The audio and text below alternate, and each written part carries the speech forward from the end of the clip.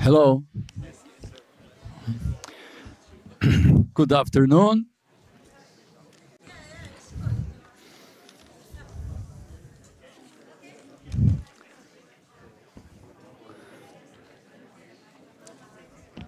Let's start with our afternoon sections.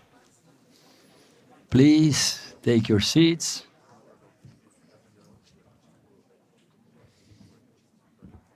At this moment, we would like to hear our friends' academies. And at this moment, I invite the Indian National Science Academy to It's now make... working. It's working. Great. Thank you, Mr. Chairman. Indeed, welcome back after good lunch. I had 4 pages of considerations written up here, but after that, I heard Argentina, Australia, Canada, and China, France, and Germany, and I agree with them. So I have to trash my PPT, and I would think of saying something else. So something that we have not discussed so far. And so we want to focus on global issues that require cooperation. Clearly, G20 can't really consider anything else. But so let's focus on things that are global and that need good cooperation, partnerships. We want to focus on specific aspects and the roadmap for cooperative action, action map, if you would, to go with our communique. We recommend connects with all the stakeholders of science, because science is not a vertical, but it's a horizontal, so everything is impacted by science. And we should take the gospel of science to all the other groups which are out there, think and civil society and everything else. So we must be able to give inputs on science to all of these groups. We also recommend that people should work together. And it just occurred to me that the first thing we should do as academies is to put in action all the things that we recommend to others, which means how do academies work together in close cooperation to take a lot of this agenda forward. We recommend diversity and inclusion to the rest of the world. Our academies have great diversity and inclusion. If we don't, then the first place to start would be right there. And I'm happy to report, for example, Indian National Science Academy is undertaking many reforms to bring more gender parity, to have more age inclusion. So to give you an example, that INSA, the average age of members is 73. And so sometimes people call it old boys club. I got nothing against old boys. I am one of them. But, is there something that we could do about it? And I'm glad, I'm really sure we could do something about it, because the instruments of our policy making have to be similar to the changes that we want to affect in the society. So if the academies were agents of change and connect with other stakeholders of science. For example, academies, we mostly recognize people who create science, but we don't recognize people who use science for socio-economic change and impact. So that's another thing that would bring more muscle, if you would, to academies and connect them with everybody else who matters. In fact, in INSA, we are starting a new program of dialogue between politicians and bureaucrats and scientists, because they need to know for making their policies about what this science is all about and stuff. And we provide those services pro bono, if you would, together with tea and coffee. So that's very good. I think it's very attractive for people to connect with that. Okay, now coming to the 5 themes about the AI, artificial intelligence. We must recognize through our communique that AI impacts different societies differently. It impacts differentially, depending on many things. For example, let's take demographic ideas. And what I'm going to say now is something which is common to AI and to social justice and to energy transition and health. Okay, we have been focusing a lot on the challenges of a graying society. But don't forget, 1 in 6 citizens of the world is an Indian. The median age in India is 28.2 years. So there are challenges of being young. And that I would really recommend that we also focus on those challenges, which may be very different from challenges of a graying society. And India will get there in another 35, 40 years. So what we learn about this today is certainly going to help, a whole lot of humanity in the days to come. But we must, what are those challenges of being young? I'm sure that we can think of a lot of stuff that science should be able to help.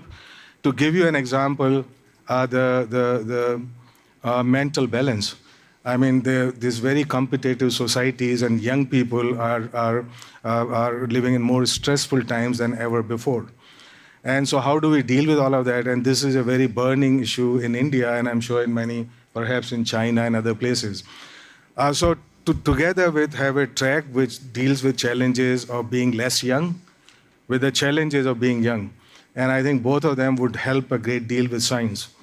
And this is something which is common to AI track and to the justice, the health track and social justice track. Now, the other aspect about AI is that we all know the importance of data. Without data, there is no AI, right? And they keep calling AI something new oil or new water or something like that. I don't know what it is, but clearly, data is much more important than algorithm because it takes a lot more to create data than to create an algorithm. So while we keep talking about sharing of data, open access data, and so on, nobody ever talks about saying, hey, give me your algorithm, I'll give you my data, right? So of course that we need some open platforms to deal with AI that does not create AI divide in wholesale, that very big AI gulf between different societies and nation. So do we need to recommend saying, look, as much openness and transparency in AI as possible without compromising commercial interest.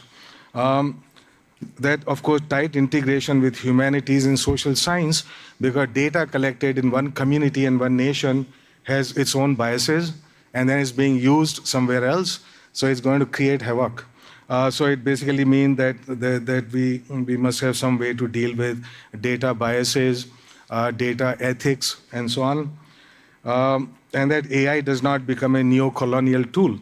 What that means is that it should work for all of us equally well.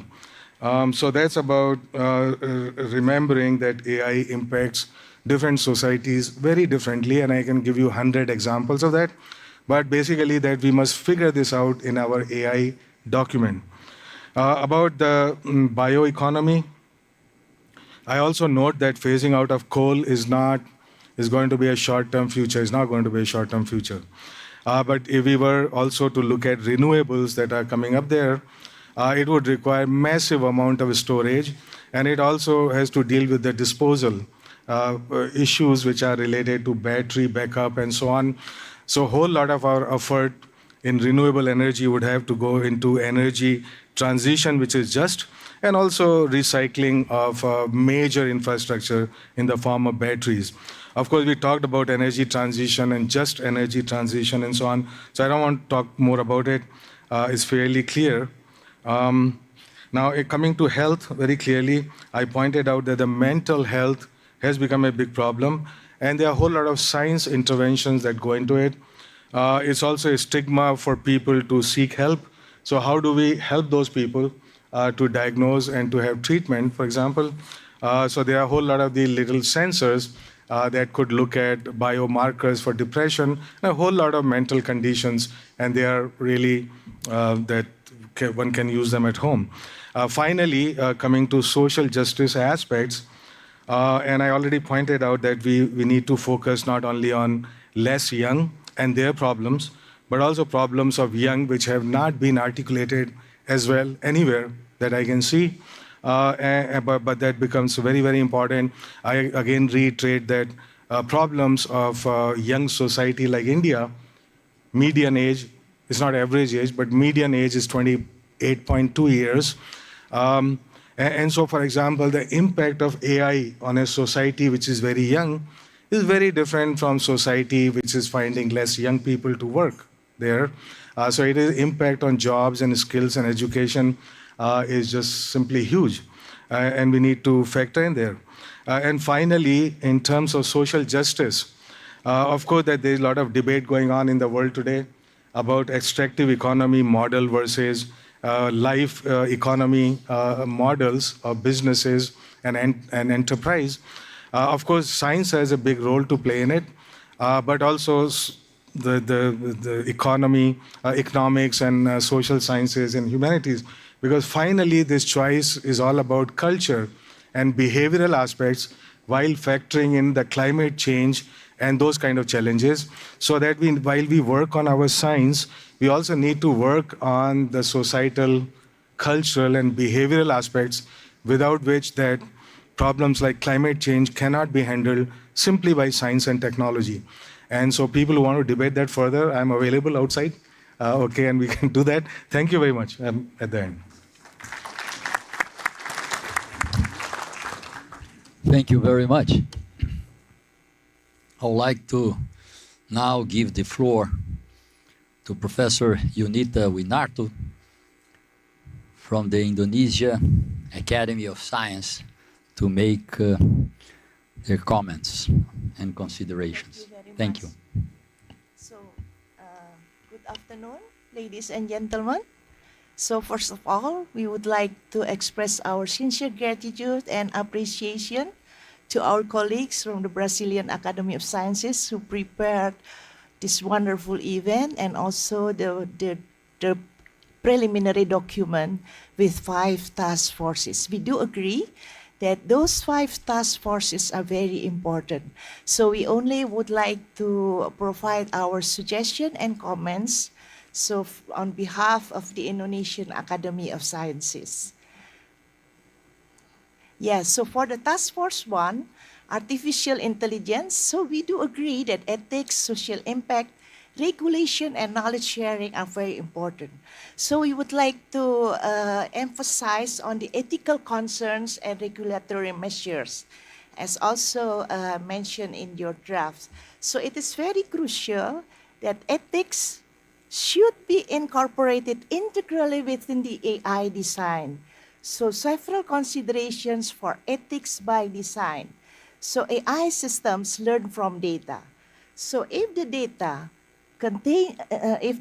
used to build a feature or application contains bias, then AI risks perpetuating, even exacerbating that bias.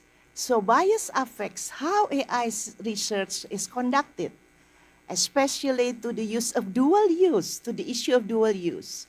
So the dual use of the technology may reinforce existing biases or create discrimination in decisions and predictions. So such an analysis runs the risk of being misused for market research, customer experience, or mental health without consent of the parties concerned. So AI autonomous systems make decisions in real time without direct human intervention. So defining responsibility in the case of a system failure or accident is complicated, especially when the decision-making process involves multiple components. Thus, ethical issues become more pressing and relevant when it comes to establishing clear lines of responsibility for the development, deployment, and consequences of AI systems. So for the task force number 2 on bioeconomy, pushing the world into a sustainable planet, we only add some suggestions for the subsection on a bioeconomy model should aim to meet certain criteria. So for number 2, there is no one size fits for all countries in terms of utilizing their bioeconomy potency. In fact, some countries which have abundant natural resources couldn't increase the well-being of their people. Therefore, bioeconomy should promote the enhancement of human capacity. Here also the importance of diversity within and between countries in our world. Yeah? So this is indeed real. And number 3, local communities should not only be respected, but also not to be excluded at all from all projects on bioeconomy and other development programs. So on the section of perspectives on bioeconomy, especially on health bioeconomy, bioeconomy for sustainable food system. This includes inclusive supply chain, healthy eating or diet, and reduced food waste. Sustainable food system will undoubtedly establish healthy eating practices or habits, improve public health, as well as benefiting the health of the planet. And for the task force number 3, energy transition process, renewable energy, social and economic considerations. We would like to add a statement in the introduction, especially at the end of paragraph 1, that the transition needs to happen fast, but it also has to happen in a fair and inclusive way. This is where the concept just transition comes in. So the importance of the word just transition, as we already mentioned in the S20 communique in 2022. So a just energy transition is critical to address the global challenges of the energy system and ensure universal access and social justice. It is important to ensure that the whole of society, all communities, all workers, all social groups are brought along in the pivot to a net zero future. Then on the subheading of perspectives on energy transition, we agree that social considerations are paramount in the energy transition. Just energy transition is a concept of greening economy in a way that is fair and inclusive to all communities, workers, and business communities. So these people should be at the center is very important here. And for the final remarks, we would like to suggest that G20 and its scientific interest group should be the lead in fostering the effort. It is imperative that the joint efforts should be followed by joint implementation on the ground. Now, on the task force 4, health challenges, quality, equity, and access. So data science and precision medicine in health and surveillance. So we would like to emphasize that digital health transformation is necessary. Digital health literacy is urgent to overcome barriers to health workers. The Regional Digital Health Action Plan includes a focus on strengthening digital literacy skills and capacity building in the general population, especially the health workforce, for the use of digital health services and disease prevention and management. Now, in the precision medicine, so this is the precision medicine is a primary prevention of non-communicable diseases or NDCs, a synergistic and structured approach to assess an individual risk, which includes both the genetic makeup and the evaluation of specific environmental factors, such as belonging to a particular socioeconomic group, could be helpful in combating these diseases. Ethical, legal, and social implications are becoming important issues to be discussed further. And the implication for climate change, yes, we agree to address climate change as a critical factor in mitigating the risk. Examples in mental health, stroke, lifestyle diseases that harm quality of life and affecting family life.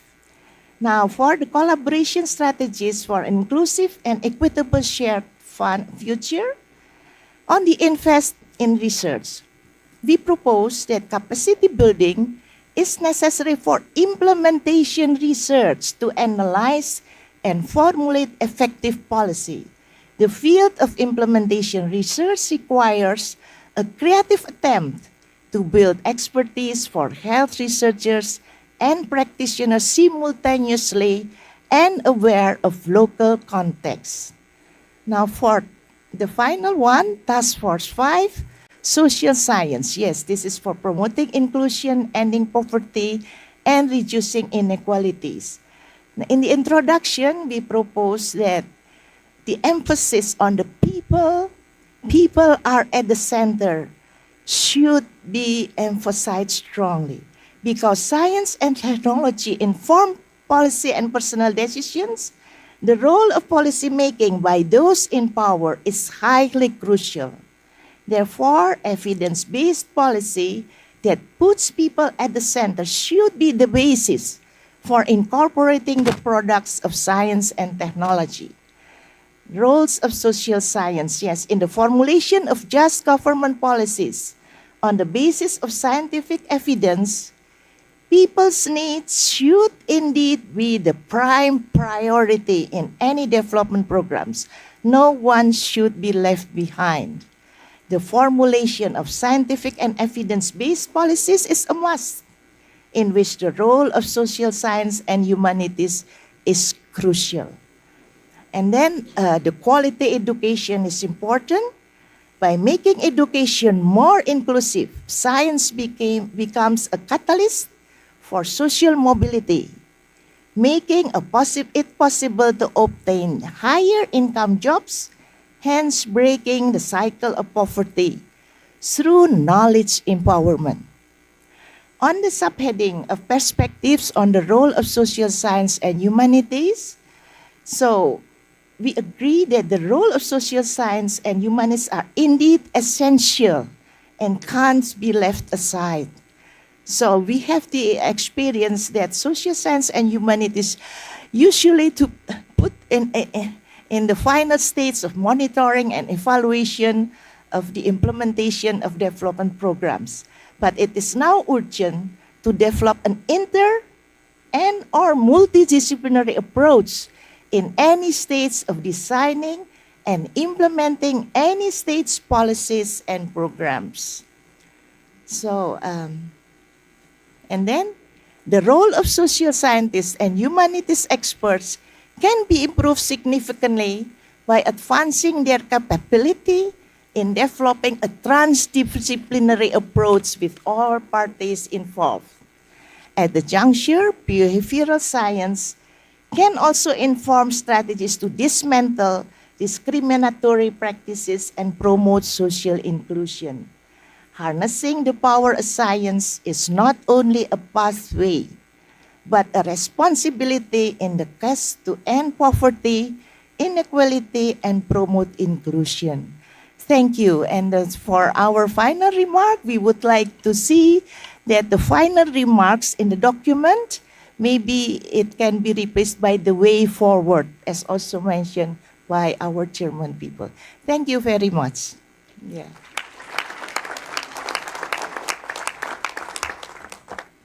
Thank you. Now, I invite Professor Maria Cristina Marcuzzo to make her considerations on behalf of Accademia Nazionale del Lince.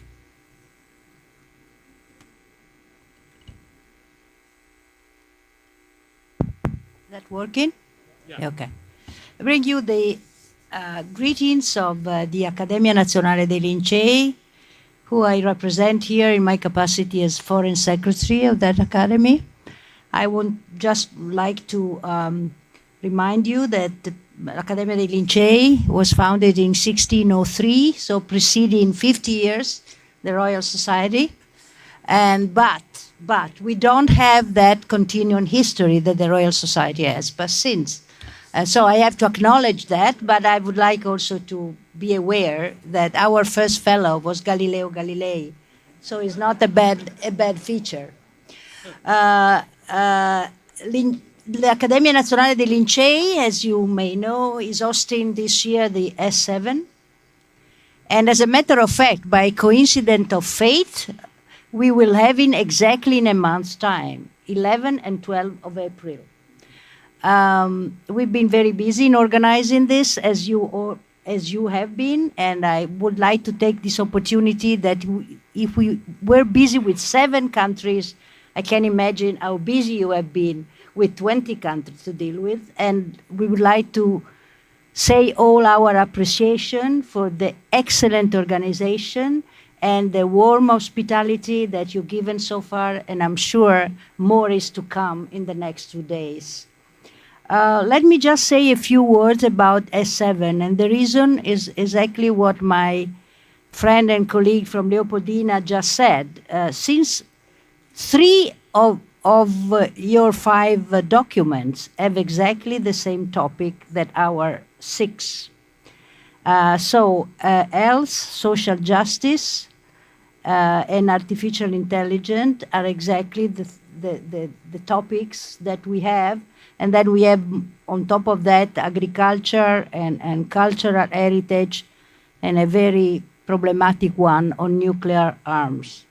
So I think what has been said by Leopoldina is that we would like to make sure that we don't sign a document at the S7, then is contradicting 6 months later. Okay, we are Mediterranean people, so we are not very much bothered if there is some contradiction going on, but I would not advise that to be our procedure. So I think it would be good at one point, then when our document hopefully will be signed, that we will some double check. Especially, I'm saying this for us, G7 countries or academies, that we will have to sign the documents of the G20, and so we have to make sure that we don't do any mess about this.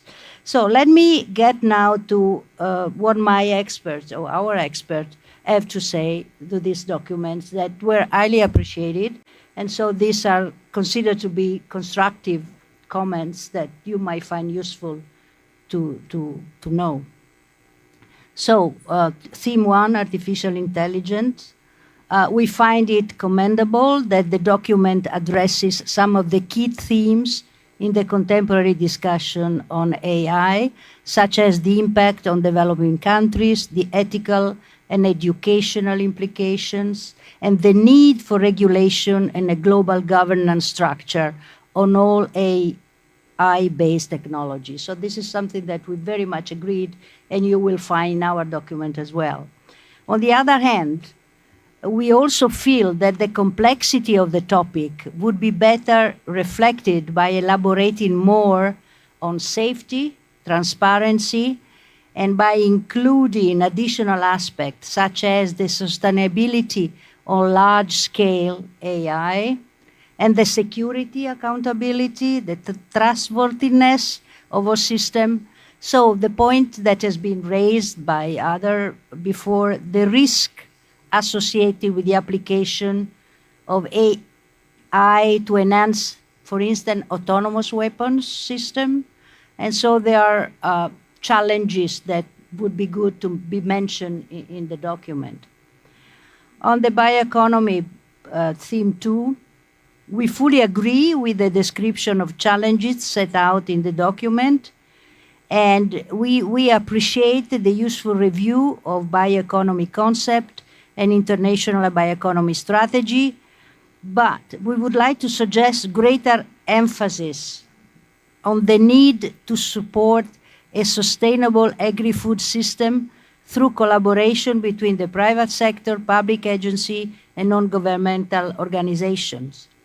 We also suggest greater emphasis on the regeneration of terrestrial and marine ecosystem, the restoration of contaminated sites, and the reconversion of industrial plants and refineries. We believe that the 20 countries should be taking a leading role in enhancing global awareness of the need to switch to an organic production system, overcoming the ancillary role of primary versus secondary industrial production, and triggering the transformation of key manufacturing activities into means to enhance circular economies at the global scale. To achieve this objective, a major scientific effort, so science at the core again, is required to fully understand the radical changes that are required in the relationship between productive sector as well between consumption and production activities. On energy transition, I think we find very similar point that we were raised by the French Academy, in the sense that if the discussion is limited to renewable energies, it should be made clear that these, although the most important instrument for mitigation, are only a part of the energy transition process, which in turn is a part of the overall mitigation strategy. In other words, the present documents seems to claim that everything can be done with the renewable energy and hydrogen. A more general view, we feel, should be provided. The decentralization of energy production allowed by renewable energy sources should, rather than will, as suggested in the present document, be an opportunity to ensure that everyone has access to clean and affordable energy, allowing communities engagement and to reduce dependence on a few energy exporting countries, enhancing energy security and reducing geopolitical tension. In this context, we feel that governments can tailor renewable energy measures through both regulatory and financial policy action to provide support for community energy investment. Only by stressing the research and the technology development that are needed for a more efficient energy transition, and by anticipating the possible difficulties, the policymaker can make the necessary preparatory action and make the energy transition feasible. Coming to fourth, just general comment, our aspect suggests that it would be useful to organize the document with the first descriptive part for each topic, and then a part including suggestion for policy making. And here again, I'm in agreement with what Leopoldina just said, that one important topic for us is missing, the antimicrobial resistance, and too much emphasis is probably devoted to precision medicine that is currently aspirational and limited to high-income countries or very high-income countries. So the precision medicine has some challenges that need to be dealt with. Also, the problem of the crisis of the health system. Here again, I'm in synchrony with the French. You know, the idea that the national health system is increasing, at the increasing cost of medicine. These issues are not dealt with given sufficient importance to our mind. On precision medicine, our expert would like to stress that prevention is essentially a collective societal enterprise, hygiene, vaccines, as the past history of fighting infection disease show. Precision prevention is a secondary goal compared to large investment that are needed in cleaning the environment, fighting poverty, undernutrition, vaccination, fighting occupational exposure, and so on. All these collective activities do not require precision tools, and I'm getting back to the very nice presentation we had this morning on this. We have the tools. We don't need more technology. Let's start with the tools that we have. And finally, our expert thinks that the idea of a national ID number in general improvement and interoperability of information is a great idea. I'm get to the fifth document. This is the kind of suggestion that were made by our expert. The document discusses inequality as a broad concept, including poverty. Inequality and poverty are admittedly interlinked, but measures to contrast inequality and poverty are usually very different. It should also enhance the distinction of inequality between and within countries, and which inequality has been looked at. In addition, the notion of social justice is remarked throughout the document. Justice is in relation to a fair balance in the distribution of wealth, opportunity, and privilege within a society where individuals' rights are recognized and protected. But what is a fair distribution is debatable. All this regard, the literature on equality of opportunities refers that inequalities due to circumstances beyond individual control are unfair and should be compensated for, while inequalities due to factors for which people can be held responsible may be considered, if not totally acceptable, but to be dealt with different instruments. Perhaps a reference to this concept, our expert thinks it might be useful. Measures like basic income, tax structure, revision, and wealth taxation should be thoroughly discussed and not just mentioned in the final remarks. Once again, many thanks for your effort, and we are looking forward to compare our consideration in due course. Thank you very much. Thank you. At this moment, we are going to have another keynote lecture. And I invite Professor Vigílio Almeida to introduce our keynote speaker.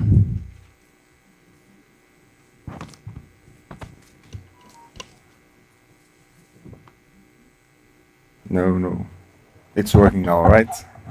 Well, I have the pleasure to, first, I'm a member of the board of the Brazilian Academy of Science. My name is Virgílio Almeida, and I have the pleasure to introduce the next speaker.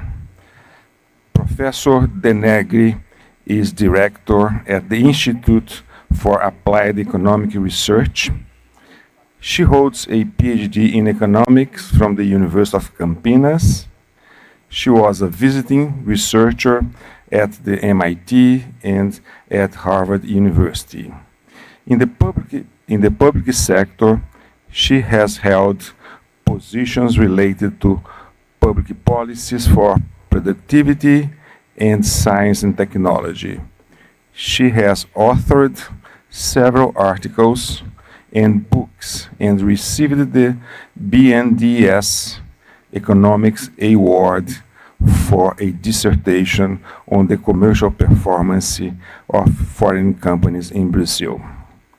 In 2014, the book she edited on productivity in Brazil was a finalist for one of the most prestigious literature prizes in the country, the Jabuti Prize. I think that for us that are from science, it's going to be very important to learn the vision of an economist on the social and economic impact of artificial intelligence. So please, the floor is yours, Dr.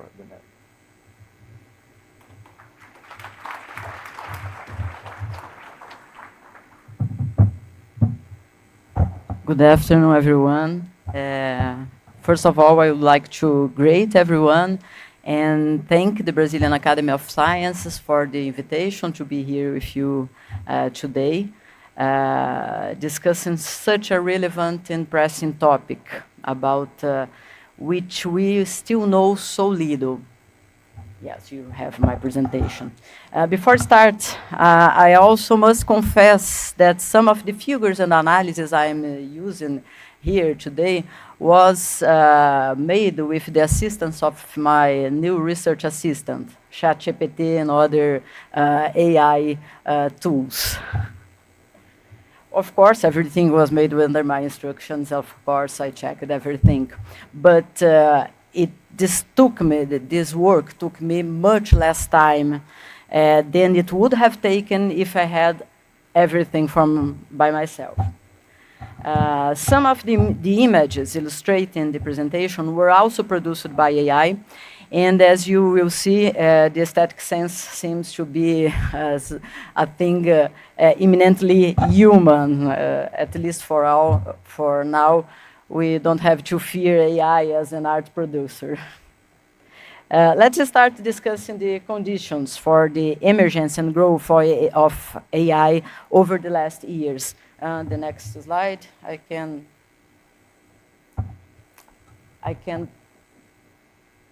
Next, please. É só apertar aqui? No.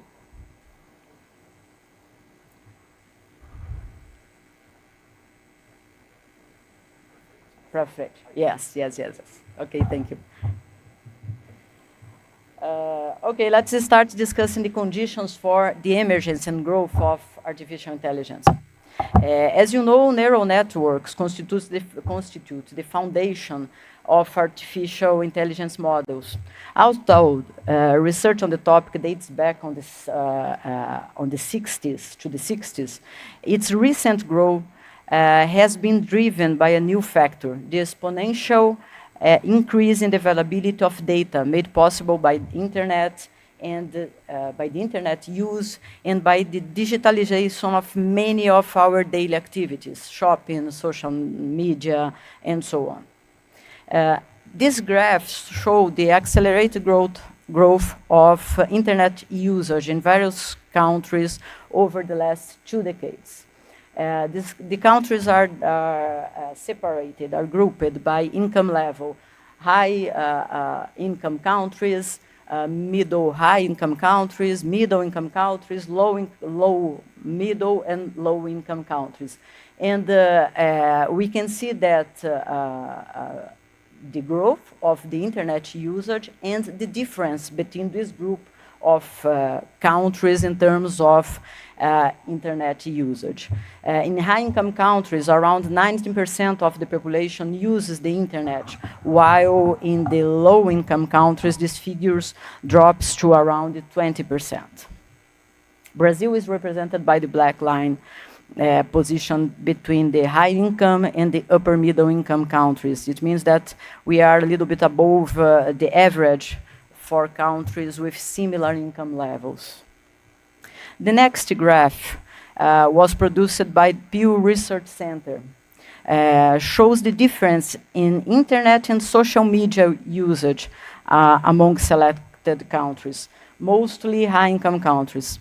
Internet use surpasses 90% of the population in most of the developed countries featured in the graph. Interesting.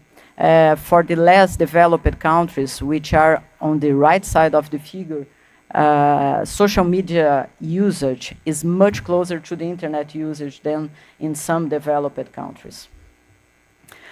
Recently, however, this data shows a lot about the capacity of countries in generating data. However, recently, researchers published an article in the Harvard Business Review arguing that internet and social media usage is only one aspect in explaining a country's capacity to generate data. Other factors including the intensity of broadband consumption, which depends greatly on the level of income, and what they call accessibility score. Accessibility refers to the availability of data for creating societal solutions, and it's closely linked to the regulations governing data in different countries. Since AI models need to use a huge amount of data for training, the availability of this kind of data is crucial for the improvement of these models. And this issue is crucial in determining which countries will become producers of AI solution in the world. and has profound impacts on increasing inequality among nations in terms of mastering and using this new technology. There is a researcher in the field called Kai-Fu Lee that has published a book titled AI Superpowers. And he expressed a similar idea in terms of the concentration of the power of generating solution in some companies. He says that best products will attract more users, who will generate more data and further improve the products. The cycle could lead to significant market concentration among the major players in this industry. And we have a lot of clear examples of this concentration of data in some countries and some companies that will lead to more concentrated power in terms of generation and using new technologies. The same phenomenon could occur with countries depending on the availability and utilization of data that is used in AI models. Recently, a friend of mine, he mentioned me that some challenges that start to have some challenges in replicating some scientific papers that are published by scientists associated to the big companies in the area. The sheer volume of data available to these companies makes it nearly impossible to replicate the same training models they use. This fact creates a huge challenge for science itself, since one of the prerequisites for good science is precisely replicability.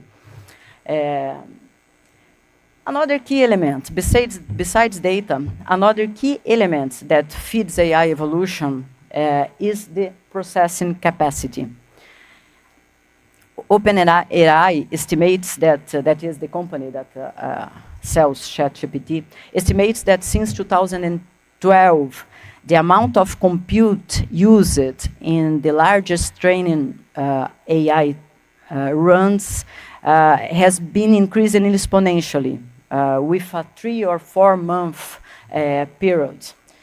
We remember the Moore's law, which stated that it had a 2-year doubling period. So we are talking about a 3 or 4 months of doubling processing capacity. According to OpenAI, since 2012, the computation used for AI has grown by more than 300,000 times. And the compute capacity, the processing capacity in the world is also much concentrated. And this map is based on the top 500 list, which shows the location and identity of the world's largest supercomputers. It serves as a proxy, albeit incomplete and inaccurate, for processing capacity. However, it's sufficient, it's enough for our purposes here, that is to show the concentration of processing capacity over worldwide. So the concentration in data production and processing capacity has led also to a huge concentration in scientific and technological production related to AI. Lee, when wrote the book AI Superpowers in 2017, I think, he was talking about China and US. And you can see that most of scientific papers published on AI in the last years were published by scientists from China and United States. They are the major producers of scientific knowledge on AI. However, when we discuss scientific publications, it's also important to note how little we still understand about AI. And this figure shows the evolution of scientific papers on AI over the last years. in 2000, at the end of 2023, we reached a little bit more than 300,000 papers on AI. But most of those papers were produced in the last 3 or 4 years. So our knowledge is still limited and is still very recently. So we know very little about the impacts of AI on economic activity and on society. And that's what I will talk a little bit. In spite of this limited knowledge about AI, we suspect that potential for AI to change our societies is huge. I like to mention an idea published in a book called The Second Machine Age, where the authors say that just as the steam engine amplified human physical strength, new information technologies like AI have the potential to boost our intellectual and cognitive capacities. AI could, at least potentially, increase our productivity, enhance the provision of public services such as health, accelerate scientific discoveries, which could lead to more economic growth and and better life standards in the future, and improve education, and so on. However, as well as on AI in general, we also have limited knowledge on the impacts of AI on economic growth. This is the number of papers that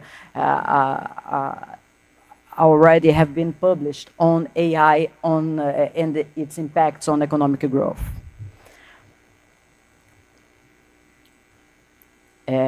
However, in spite of this limited capacity, this limited knowledge, McKinsey consultants, for instance, have tried to estimate the impacts of AI on productivity growth over the next years.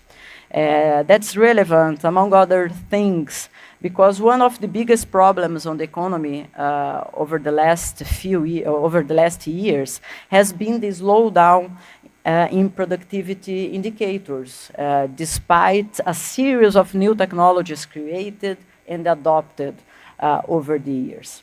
The productivity is still growing very slowly in every country of the world. So McKinsey estimates that generative AI could generate between $2.6 trillion to $4.4 trillion in value across several sectors, depending on different factors such as adoption speed in several activities and so on. They also estimate the impact of AI on the automation of several types of human activities, according to the skill level of the workers, that is these figures. And unlike the previous technological waves, this time the highest level of automation is expected in higher skilled occupations. And that's a very different thing related to other waves of technological change. Aguillon and Jones, in a recent paper in 2017, raised some other important theoretical questions related to the impact of AI on economic growth, especially related to the income distribution between capital and labor. Basically, the impact of AI on growth depends on a range of economic factors, including the technical and social limits to automating economic activities. Consider, for instance, an extreme scenario when every human activity could be automated. In such a case, the production function would consist solely of capital goods, meaning no labor involvement, and consequently, no labor income. You can imagine that no labor income could then lead to no economic growth at all. So this is just a theoretically extreme scenario, but it shows how much the impact of AI could vary, depends on a series of economic factors. And this debate leads us to another important aspect of the potential impacts of AI on economic activity, which is the impact on unemployment. Again, we have very limited knowledge about that, and that's the number of papers published on the relationship between AI, machine learning, and unemployment. But I will pick up some interesting results of these recent papers. One, again, Lee, in 2018 is the date of the book. He is a little bit pessimistic about the impact of AI. The author estimates that 40 to 50% of jobs in the US will be technically capable of being automated, potentially leading to massive layoffs in the long term. Larger pool of unemployed workers competing for even a smaller pool of jobs would lead to would drive down wages on the economy. That would lead to grow to a major inequality, both domestically and between countries. That's the sentence that I used before. And he mentioned that, okay, the world has absorbed other technologies before, but not with the speed that AI is spread in our society. So he's very pessimistic about the impact of AI in the employment and inequality among inside the countries and between countries.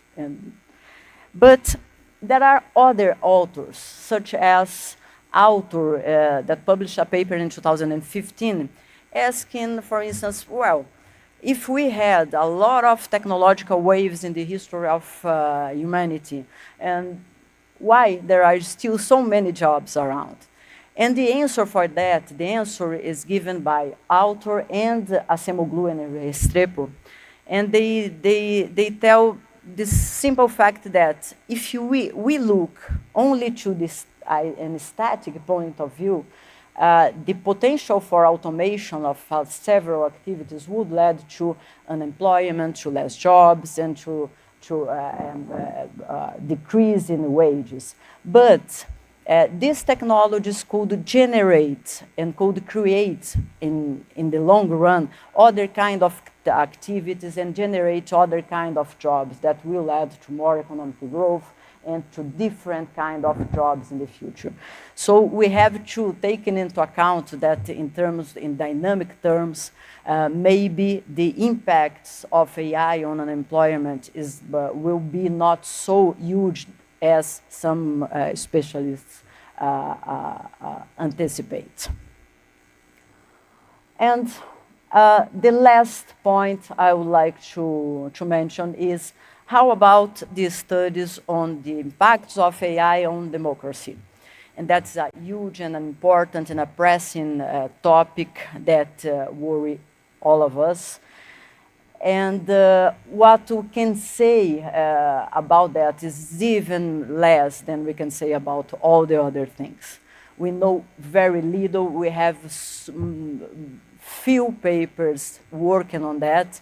And I have used ChatGPT to make cluster analysis of these papers, just to know which kind of question the scientists are working on when they study AI and democracy. And that's the answer. We have 22 papers studying general impacts of AI on democracy, ethics, and governance. That is the first cluster on the right of this graph.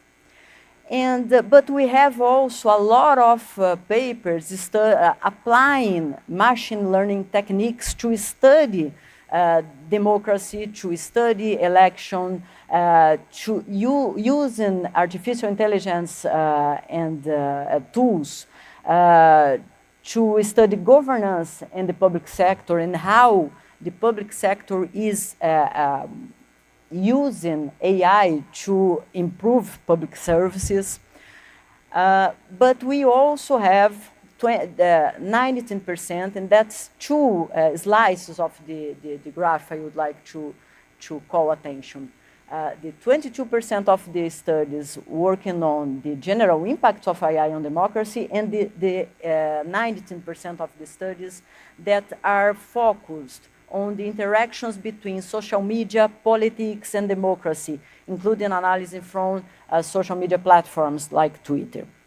That probably are the papers that are concerned with the impacts that AI could have on threatening our democracies worldwide. And here is the words that are more common in each one of these clusters. But again, we don't have final answers about that.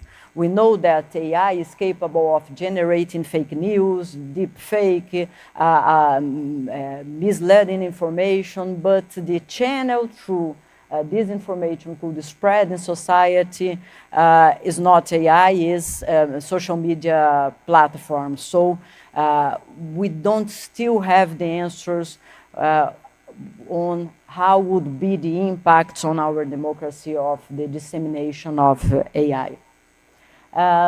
Just to finish my presentation, I think some concluding remarks are important.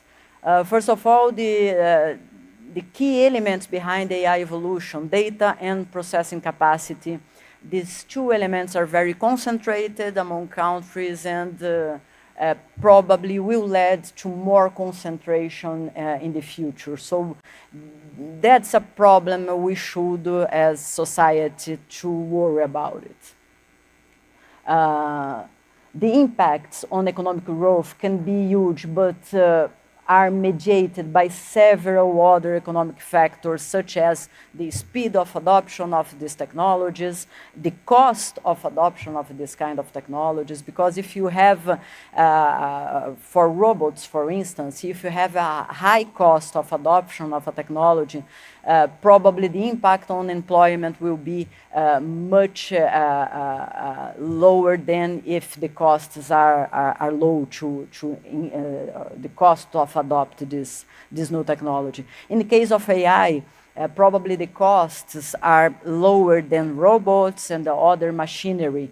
So maybe we have to worry about how the adoption will spread in our society, and this is related to the cost of the adoption. Unlike technological waves in the past, the impact of AI could be more significant on qualified works, but those impacts depend on the level and the cost of adoption, dynamic effects related to the creation of new activities and jobs, and income distribution is a key, even more important than before. If we will generate less jobs, we have to think about how to better distribute wealth and how to take advantage as society of the benefits of the technological evolution.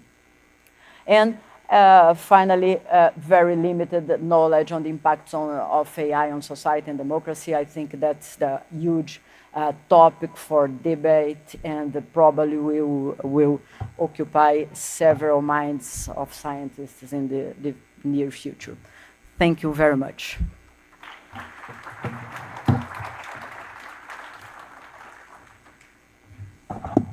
We would like to thank Dr. De Negri and her AI-based assistants for this quite interesting talk. And she will be around, so if you want to ask questions about the vision of an economist on AI, she will be happy to talk to all of you. Thank you. Thank you, Professor Vigílio Almeida. Thank you, Dr. Fernanda De Negri. Now we move on for the considerations from the academies. And I would like to invite the president of the Mexican Academy of Science, Professor José Seade, for his considerations.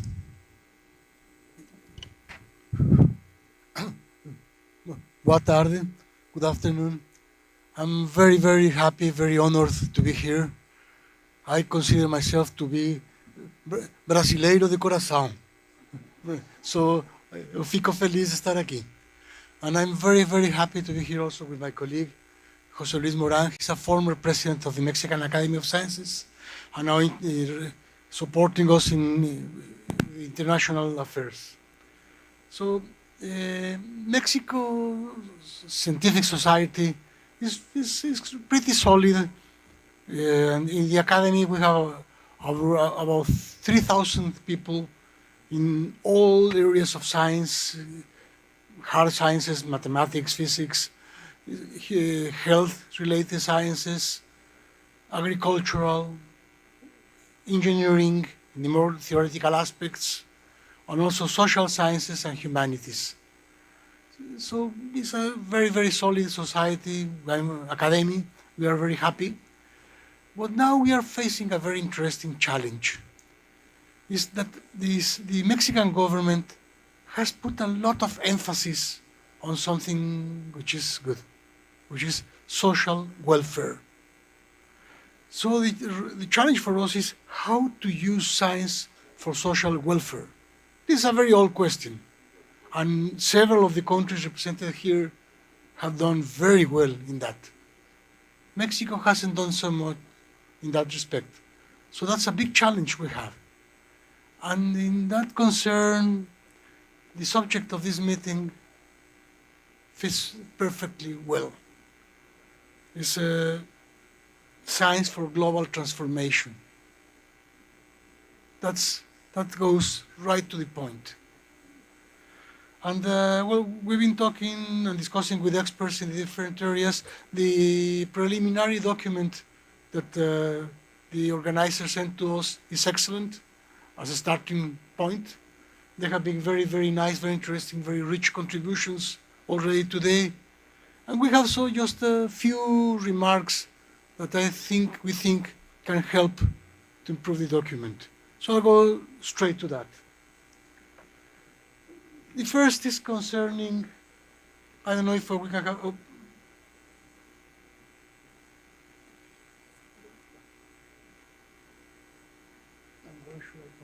yes. The first one concerns the task force number 1.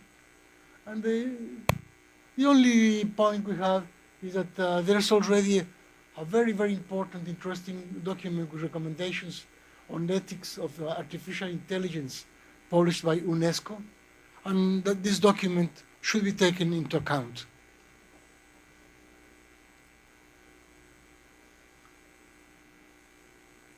Regarding task force number 2, bioeconomy, pushing the world toward a sustainable planet.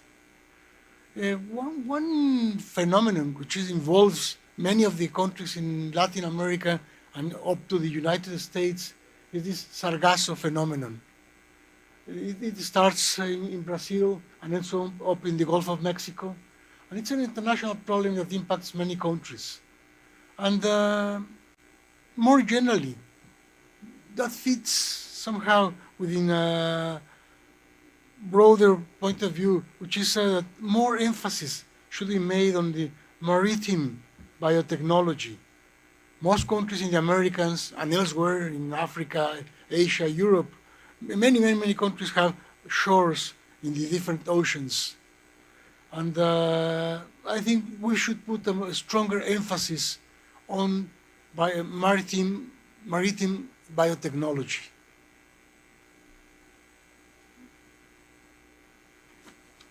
Regarding task force number 3,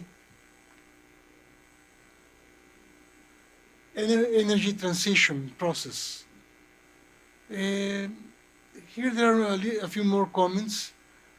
Firstly, in the document that we were sent, it says that Goal 7 of the Sustainable Developing Goals points the need to ensure access to affordable, reliable, sustainable, and modern energy for all. The energy transition is essential for achieving this goal. Now, transition means a process of changing from one state to another.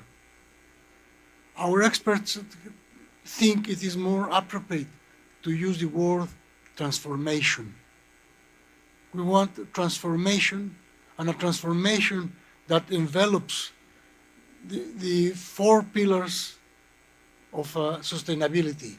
The three usual ones, which are social, economic, and environmental. But there's a fourth one, which is essential, and which very much involves this meeting, which is institutional and normative. Because if there's not a transformation in institutions regarding energy, not much can be achieved. Also, another point is that we believe that instead of using the concept of intermittent energy, one should talk about variable energy. Intermittent is for non-controllable phenomena.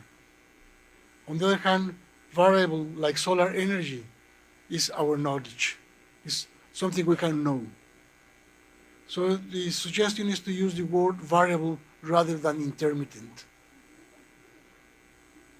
And also, as many of you have pointed out, it's important to stop, or, as it was pointed out, maybe to refine fossil energy sources.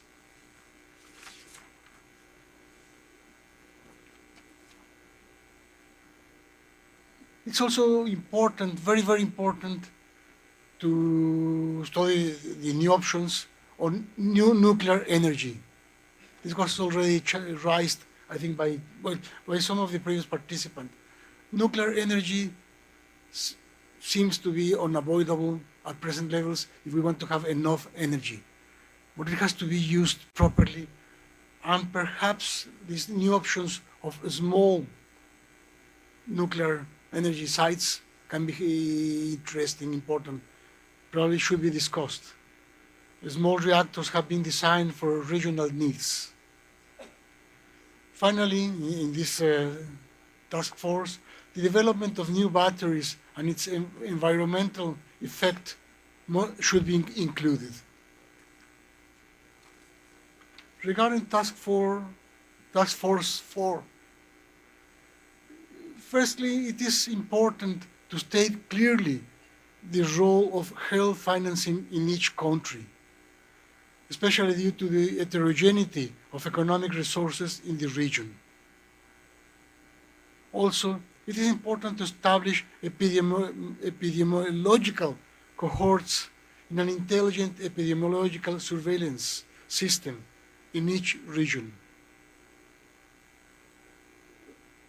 Reinforce the need for sexual and reproductive health programs. Also, mental health is very important. Thank you. Mental health is very important. It is mandatory to emphasize the use of addictive substances. We need, for mental and other issues, people need to use substances that can become addictive.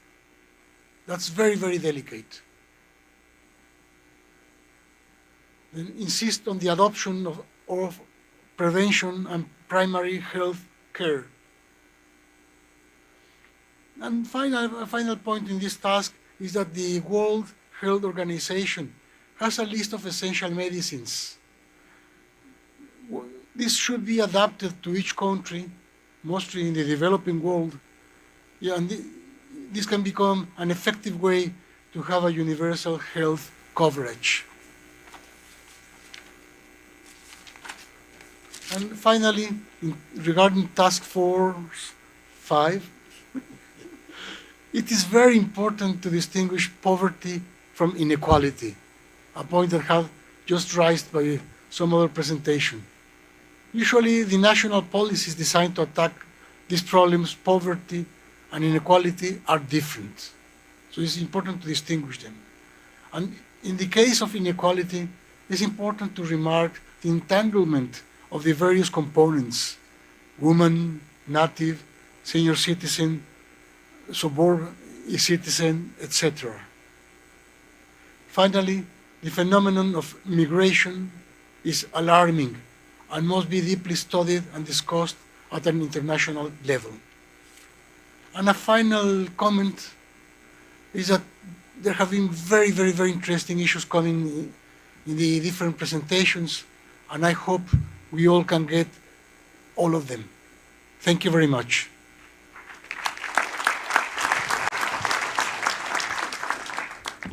Thank you. Now, I would like to invite Dr. Nahla Al-Hazmi from Saudi Arabia, King Abdulaziz City for Science and Technology. Please, would like to hear your considerations.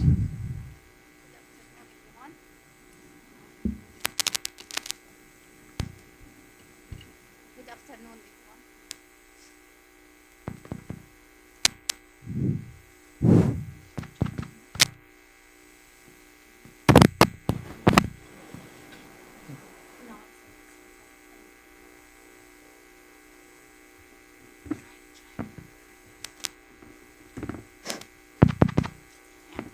Good afternoon, everyone. Assalamu alaikum wa rahmatullahi wa barakatuh. Your Excellencies, ladies and gentlemen, we extend our sincere gratitude to Brazil Presidency for the outstanding effort in hosting and organizing G20 this year. Also, I would like to extend my great appreciation to Professor Helena Binader. I hope that we could personally thank her for her and her wonderful team for all their efforts. We appreciate and commend Brazilian commitment to addressing the global challenges through meaningful discussions. Also, we thank Professor Sharma, President of India National Science Academy, for their last year efforts in hosting the S20 2023. The Brazilian Academy of Science, ABS, definition for this year motto seems aligned with Saudi Arabia Vision 2030 objectives of enhancing quality of life and economic diversity. I would like to get into each task force as follows. Artificial intelligence, AI. AI is one of the most hot topics that is rising up at this era. However, I think we all agree that a careful consideration of ethical implications are essential to contribute to a truly sustainable and equitable future. Forcing a global AI governance is challenging. However, we support the establishment of a framework between the G20 countries that is aligned with international standards. KSA is actively pursuing leadership in AI. And it is established several frameworks and regulations aligned with international standards. For example, the Saudi Data and AI Authority, SADAYA's AI Ethical Principle Framework. With that, we agree that fostering collaboration and knowledge exchange while ensuring ethical consideration could provide a more sustainable and effective path forward. For the bioeconomy, ladies and gentlemen, esteemed delegates, we navigate through the complexity of our times. The transition to a sustainable bioeconomy emerges a crucial pivot for our shared future. Recognizing the imperative, Saudi Arabia is committed to leading by example, addressing the dual challenges of climate change and sustainable development through innovative collaborative strategies. In alignment with Vision 2030, Saudi Arabia's journey toward economic diversification and sustainability is underscored by our significant investment in the bioeconomy sector.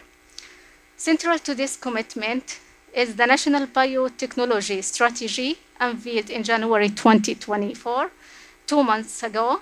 The strategy ambitiously aims to position Saudi Arabia as a leader biotech hub in the MENA region by 2030 and achieve global leadership by 2040. It seeks to contribute over $34.6 billion to the non-oil GDP and generate as many as 55,000 high-quality job opportunities by 2040.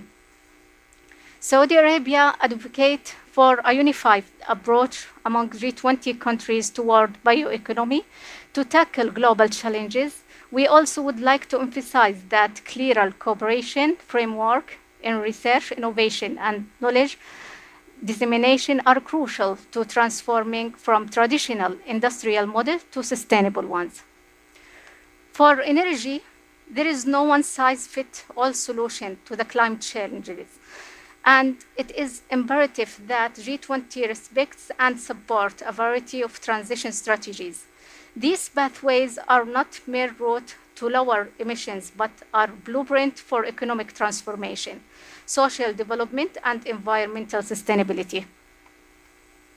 It is very important for these transition pathways to take into consideration economic diversification plans as well as economic prosperity.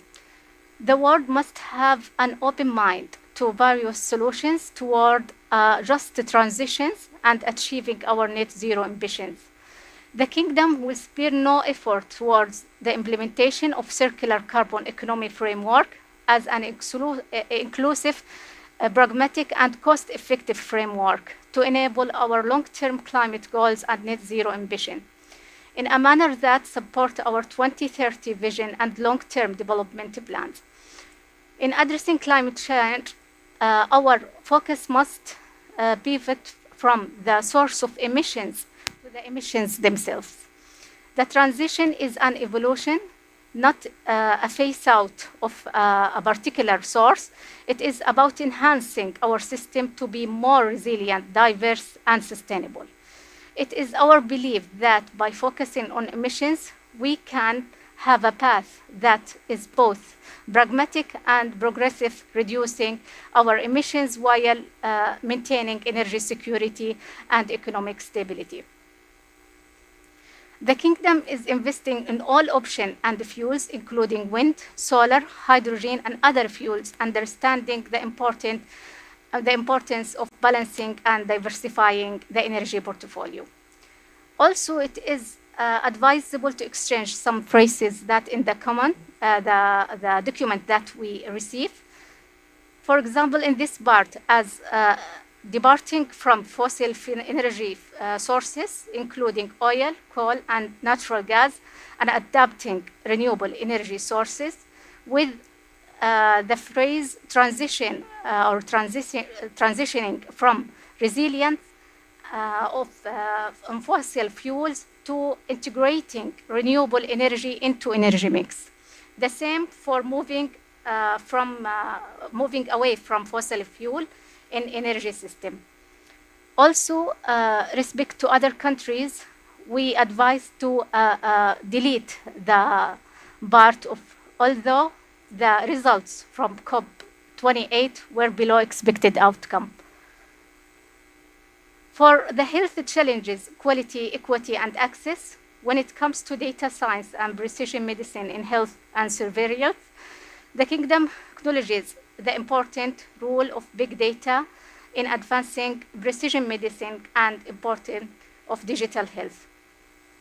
For gender and health, for the gender and health topic, we strive for inclusivity in health, bridging gap across sexes, female and female, races and social status, and ensuring that all are entitled of high quality care without discrimination.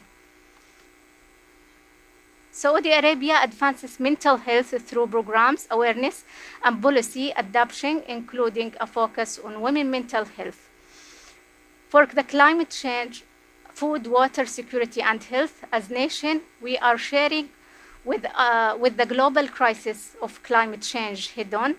Our initiatives under Vision 2030 are testament to our dedication to food security and sustainable resources management. In closing, the Kingdom is steadfast in combating both communicable and non-communicable diseases, forging partnership and enhancing our collective defenses through governmental approach. At the last task force, Social Justice, the Kingdom of Saudi Arabia is keen to advocate for the formulation and implementation of effective guidelines that prioritize inclusion, poverty reduction, and mitigation of inequalities. And to ensure our collective efforts are both meaningful and respectful, Saudi Arabia underscores the importance of terminological clarity. We propose clarifying the use of gender to reflect biological distinctions as male and female, aligning with SDG 10.2, and suggest 6 as more precise term. In addition, the term all gender and sexual orientation don't align with cultural and legal frameworks in the kingdom. Instead, we propose the adoption of terms such as fair treatment for all demographics. Lastly, we must address the complex role of emerging technologies such as generative AI in spreading disinformation. It is essential to listen and listing these risks, making sure that technological progress upholds truth and adds constructively to our shared knowledge. In conclusion, as we strive towards our shared goals of a more inclusive, equitable, and poverty-free world, Saudi Arabia is dedicated to a dialogue that respects our diversity and harnesses our collective strengths. And we extend our sincere thanks to Brazil for their logistical excellence and warm hospitality in hosting the G20. At the end, I would like to echo what other representatives said about the document, that it should be short, precise, and most importantly, it should be with recommendations that can be achieved. And we will be more than happy to provide a detailed comments about any task force mentioned here. And thank you again for all your efforts, and we'll look forward for more discussion. Thank you very much.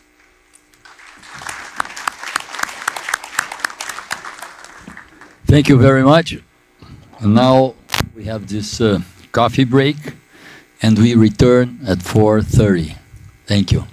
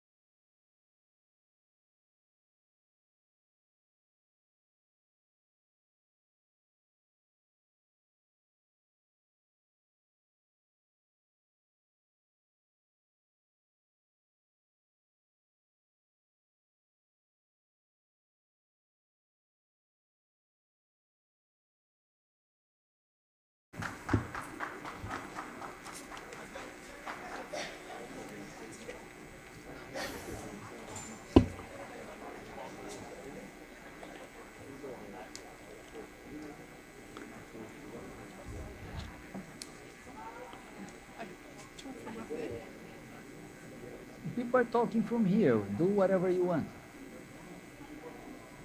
You feel more. From here, I just need the. Okay.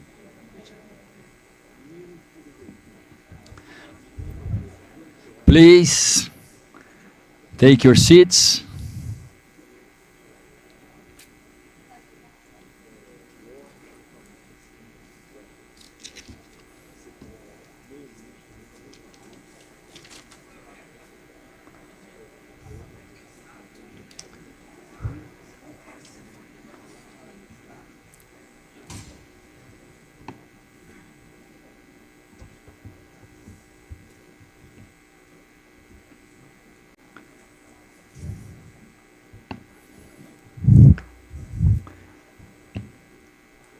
We are going to have some further considerations from the academies.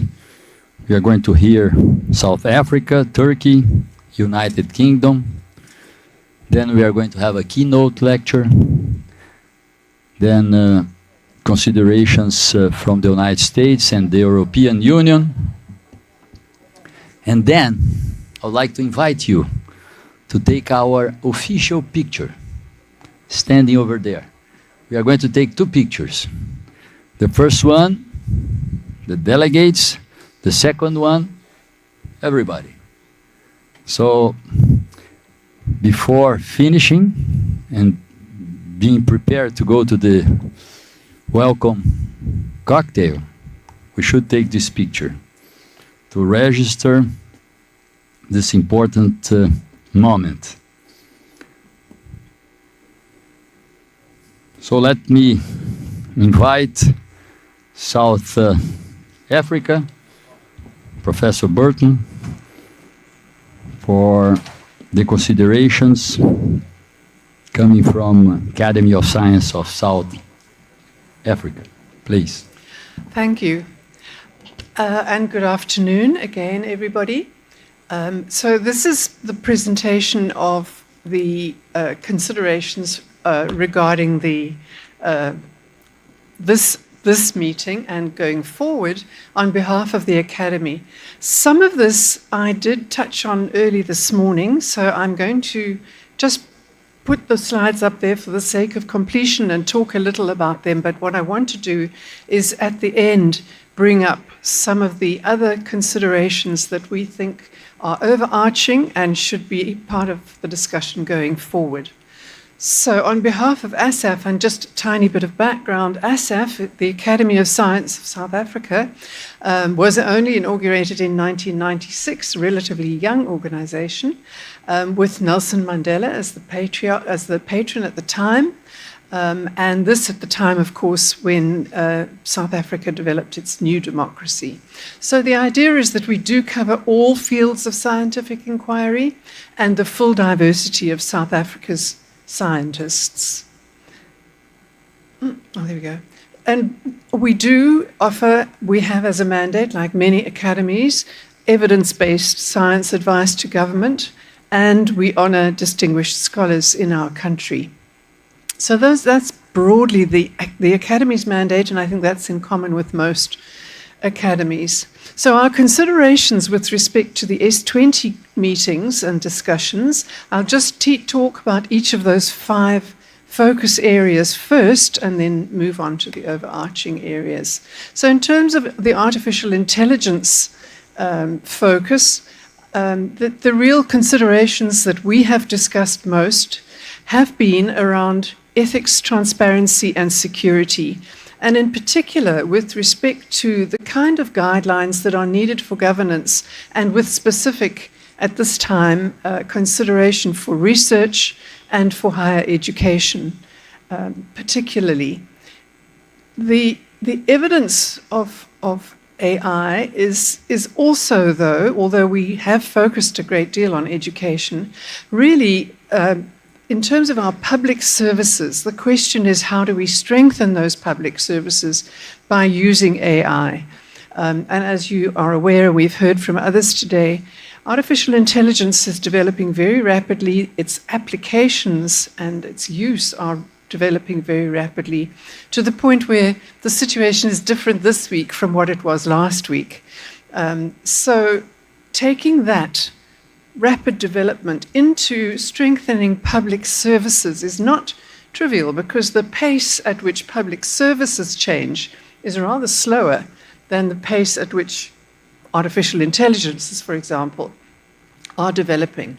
So we need really to be looking at the way in which we can assist and develop and improve our public services, as well as addressing those concerns about, for example, governance and security issues. We think this is an extremely important issue. There are also in our country questions around language. We have 13 national languages, and of course, in many cases, the artificial intelligence technologies are really based only in one language, and that is something of a challenge. In terms of knowledge sharing and global collaboration, as I said earlier, we do see this as an opportunity, and it's a way of dealing with bringing everybody onto the same platform, and across Africa, sub-Saharan Africa, application of artificial intelligence is really dependent on the development of technologies and infrastructure as much as it is about the understanding of the value of artificial intelligence. With respect to the bioeconomy, this is about the sustainable planet, but it is something which is really very fundamental in our region, particularly with respect to agriculture, health, and other economic sectors, where we really are looking at options for optimizing the bioeconomy and presenting it as a platform for commercialization. However, it is really at the crux of a great deal of what is important in our economy. And I've taken 2 slides by permission from a colleague who works as a climate scientist at the University of Cape Town, who very kindly gave me these 2 slides to allow me to just talk through just how important that is. And this shows, I think, one of the most important aspects of everything we've talked about today, and that is none of these focus areas is independent of the others. They are all related. And in this one, this talks about how we build resilience to climate risk and what that means for agriculture, because we're seeking an agricultural industry which is sustainable and profitable, but it's very vulnerable in terms of climate risk. And how do we address that? Well, really what we're seeking to do is build resilience to the risk that enables our agricultural producers to understand what climate change will mean, and therefore to adjust the way in which they operate so that they are not seriously disadvantaged as climate change progresses. So we go from climate risk at the left-hand side of this slide to an understanding what those risks are in terms of climate change, and then to what are the possible responses to that, and therefore decreasing the vulnerability to climate change. I understand that font is a little small, but very broadly, that's the trend on that slide. And I think that is really critical for our consideration of the bioeconomy. Similarly, and this again has a lot of words on it, but I think this shows very clearly how important climate is in terms of our bioeconomy. This just is an example of the climate impacts that we have been experiencing and expect to experience. So in terms of heat waves, the impact on people and people's lives it's not only about it being difficult to cope with the heat, but it also affects how you work. Many people work outdoors. It affects livestock. It affects, therefore, the economy, tourism, and so on. So the impact of a heat wave, or many heat waves, which is what we expect, will be very diverse across our economy. Similarly, drought, of course, and drought is not only about agriculture, but also about biodiversity. You may know South Africa is home to some very important biodiversity hotspots, which are already being impacted by changes in drought and high temperatures. And then the other thing that in our region takes place fairly regularly, but more and more often, is bouts of very heavy rainfall, which can, of course, be devastating in terms of physical damage to infrastructure, but also many of our people live in poverty.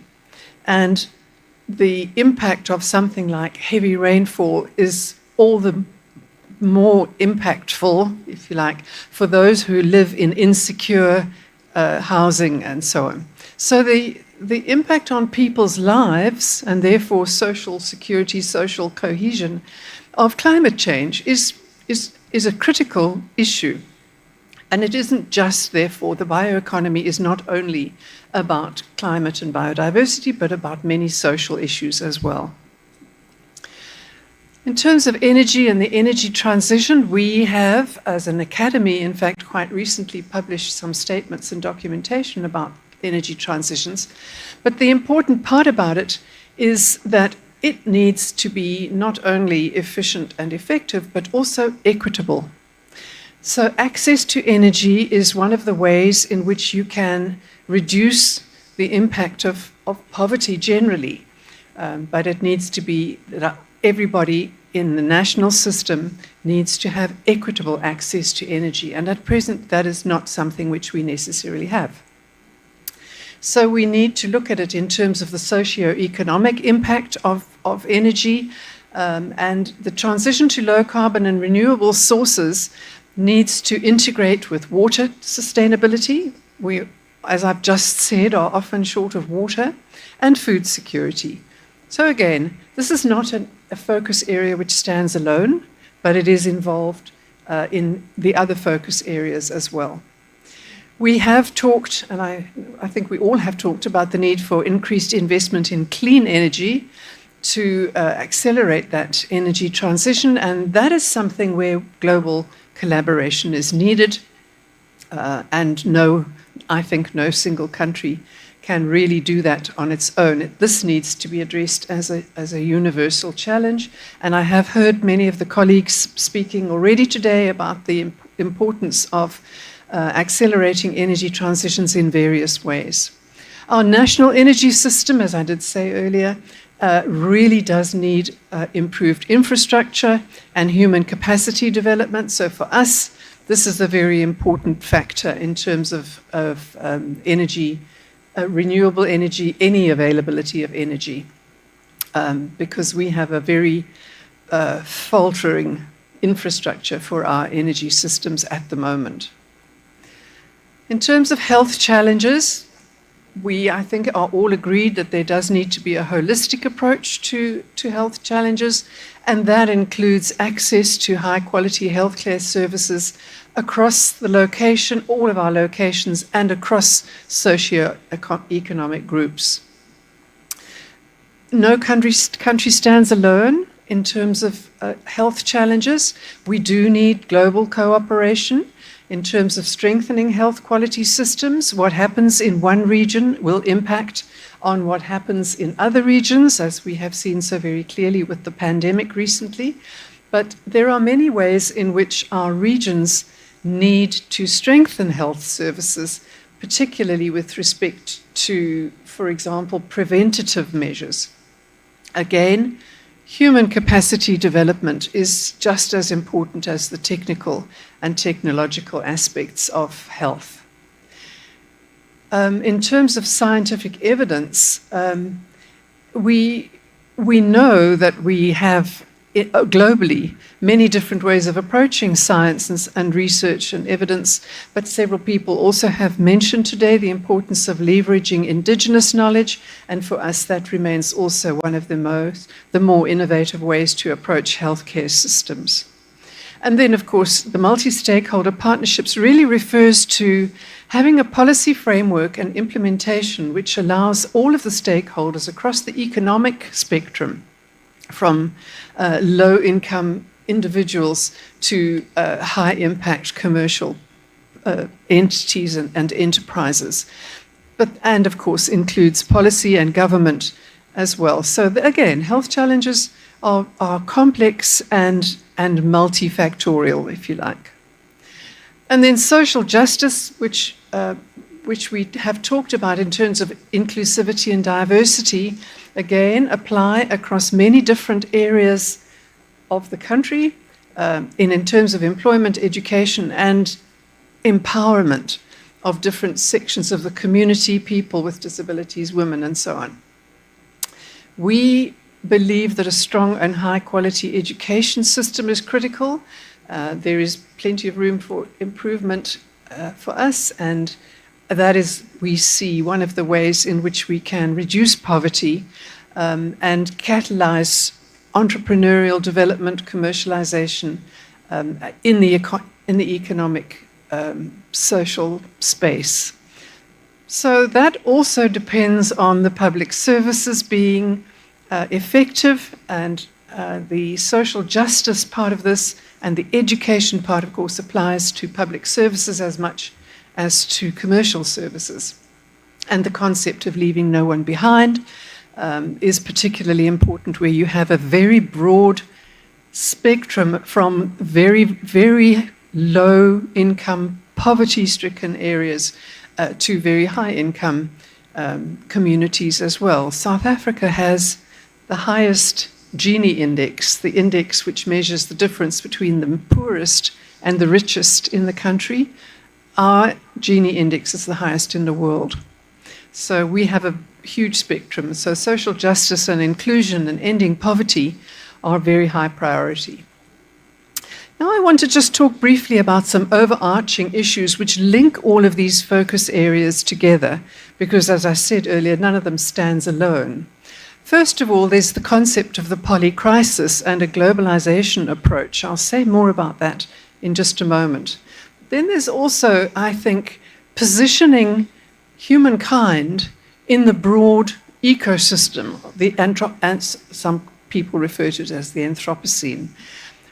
Seeing what we do in human activities as part of the whole global ecosystem brings all of these concepts together.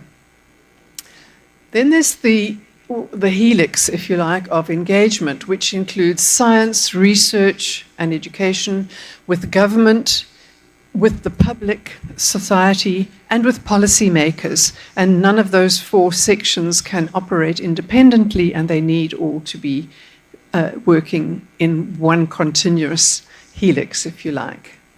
Then there's the achievement of the SDGs. I'll say more about that in a moment. There's the critical issue of education as a social justice, which I have mentioned already, and then the important triangle of poverty, unemployment, and inequality, which in our region are very predominant. So let me just say something about the SDGs. We have talked about them so often, and we all know and love them, and we can put them into groups which address some of those key issues that we know are part of what we are seeking to discuss and work on as this group. I won't read them out, but there they are as groups of the SDGs. But the important part about this is that this is a moral agenda. It's an international obligation, which is the same for all countries in the world, and it's everybody's responsibility. It does require multidisciplinary teams and approaches, and it requires technology and innovation. We are running short of time. In fact, we won't achieve the Sustainable Development Goals within the target time. But the important part about it is that it is urgent. And therefore, achieving the SDGs or working towards that is something which this group needs to bring into our discussions. And then I just want to point out that we recently hosted last year the BRICS Academies Forum, which was attended. Actually, the Brazilian Academy were not able to be there, but the Russian Academy, the Indian National Science Academy, and the Chinese Academy were present. And we took over that from the Chinese Academy, which hosted in 2022 a meeting which focused on big data for sustainable development. And then last year, our theme was on the inter-academy collaboration on the global polycrisis. So these are not things we just dreamt up today. These are things that have been developing as we go.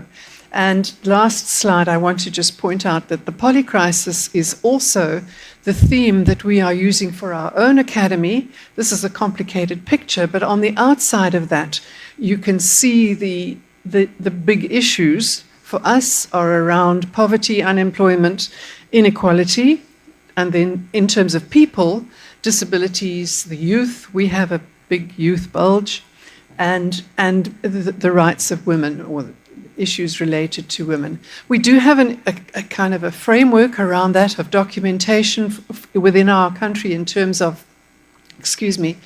foresight issue exercises. We have a white paper on science, technology, and innovation. We have science missions and a midterm science framework and a Department of Science and Innovation which identify grand challenges around all of that. So for us as an academy, the priorities that bring all of that together combine climate change, energy sustainability, digital transformations, and the future of society.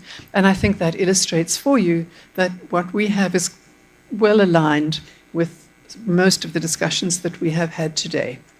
So finally, I just say that we look forward very much to taking all these themes forward in 2024 with this group hosted by Brazil, and in 2025 when South Africa takes over the hosting of the S20.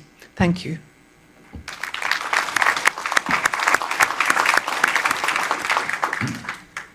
Thank you very much. Now, I would like to give the floor to the president of the Turkish Academy of Science, Professor Muzaffer Sheker. Dear Chairman, distinguished academic presidents and representatives of academies, ladies and gentlemen. Okay. Dear Chairman, distinguished academic presidents and representatives of the academies, ladies and gentlemen, good afternoon to all. On behalf of the Turkish Academy of Science, as a president of TÜBA, it is both an honor and privilege to stand before you today at this distinguished gathering Inception meeting of the Science 20 in Brazil. This year's theme, Science for Global Transformation, is not just a call to action. It is a reminder of responsibility we share as members of the global scientific community.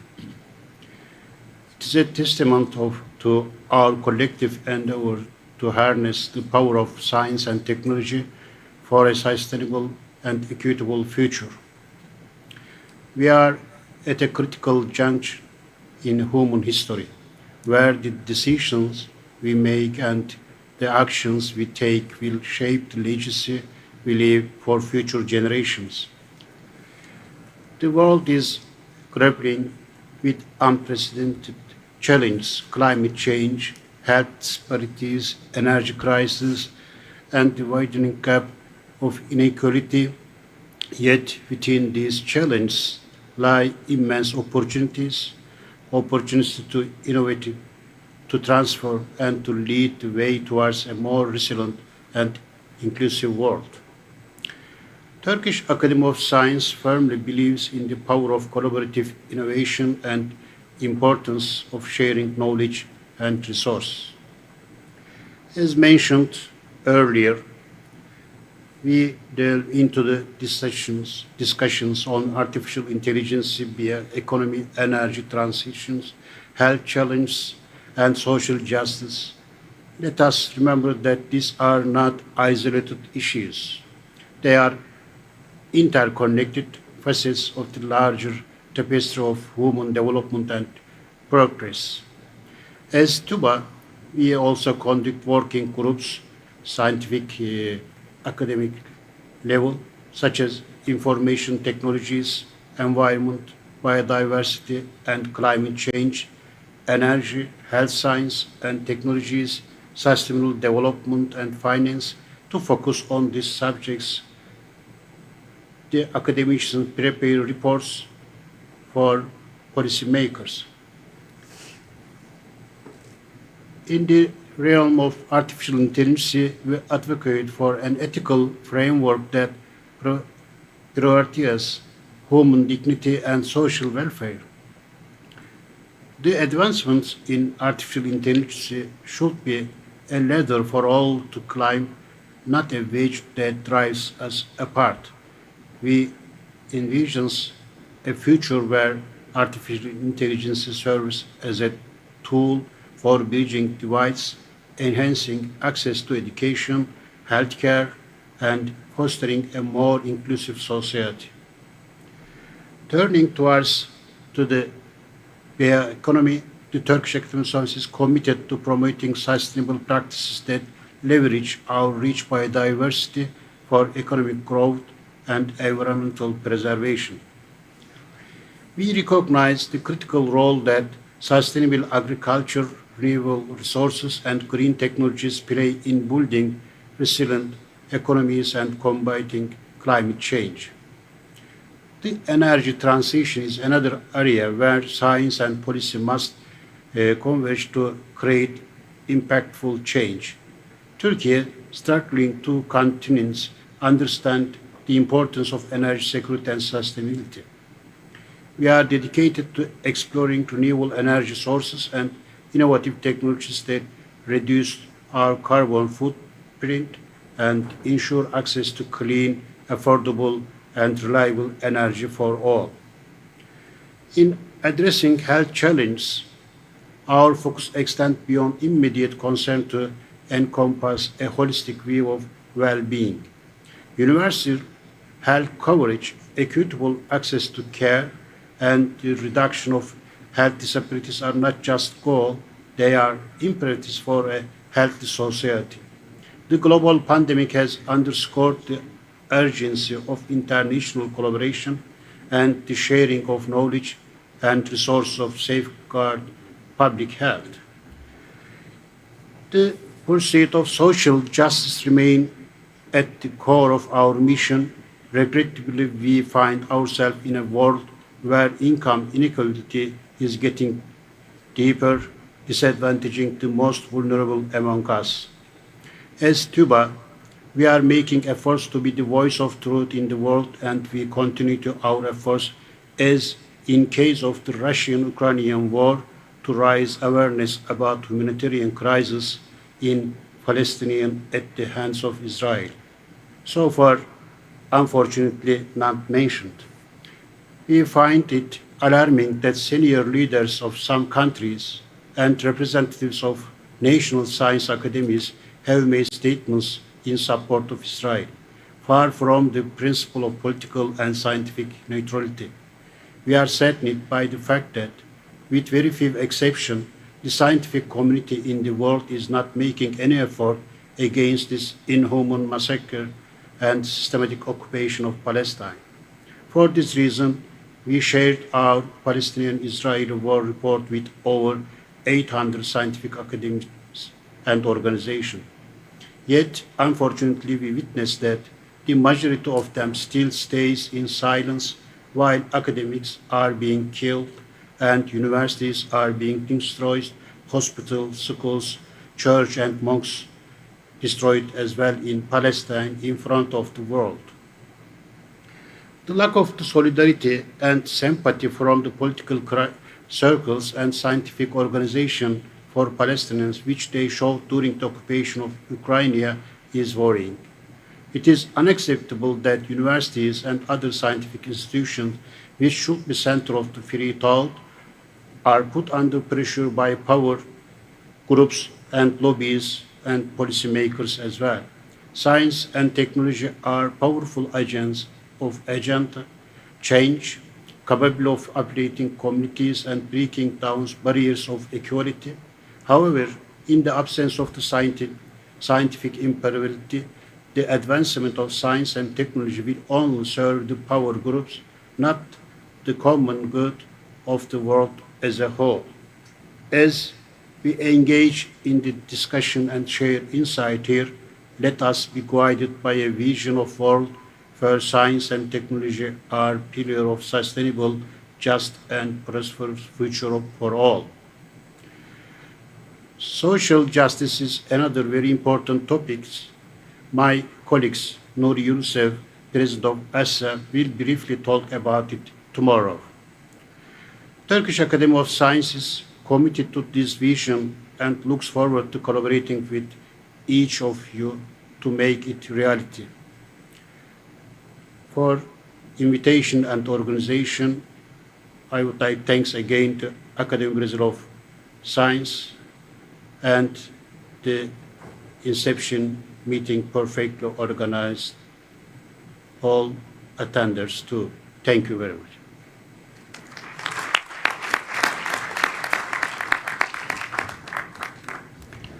Thank you. At this moment, I invite Professor Maria Vargas to introduce our next speaker, our keynote speaker.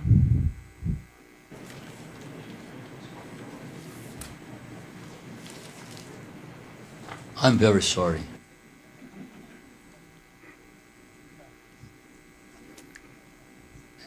I'm very sorry. I should apologize.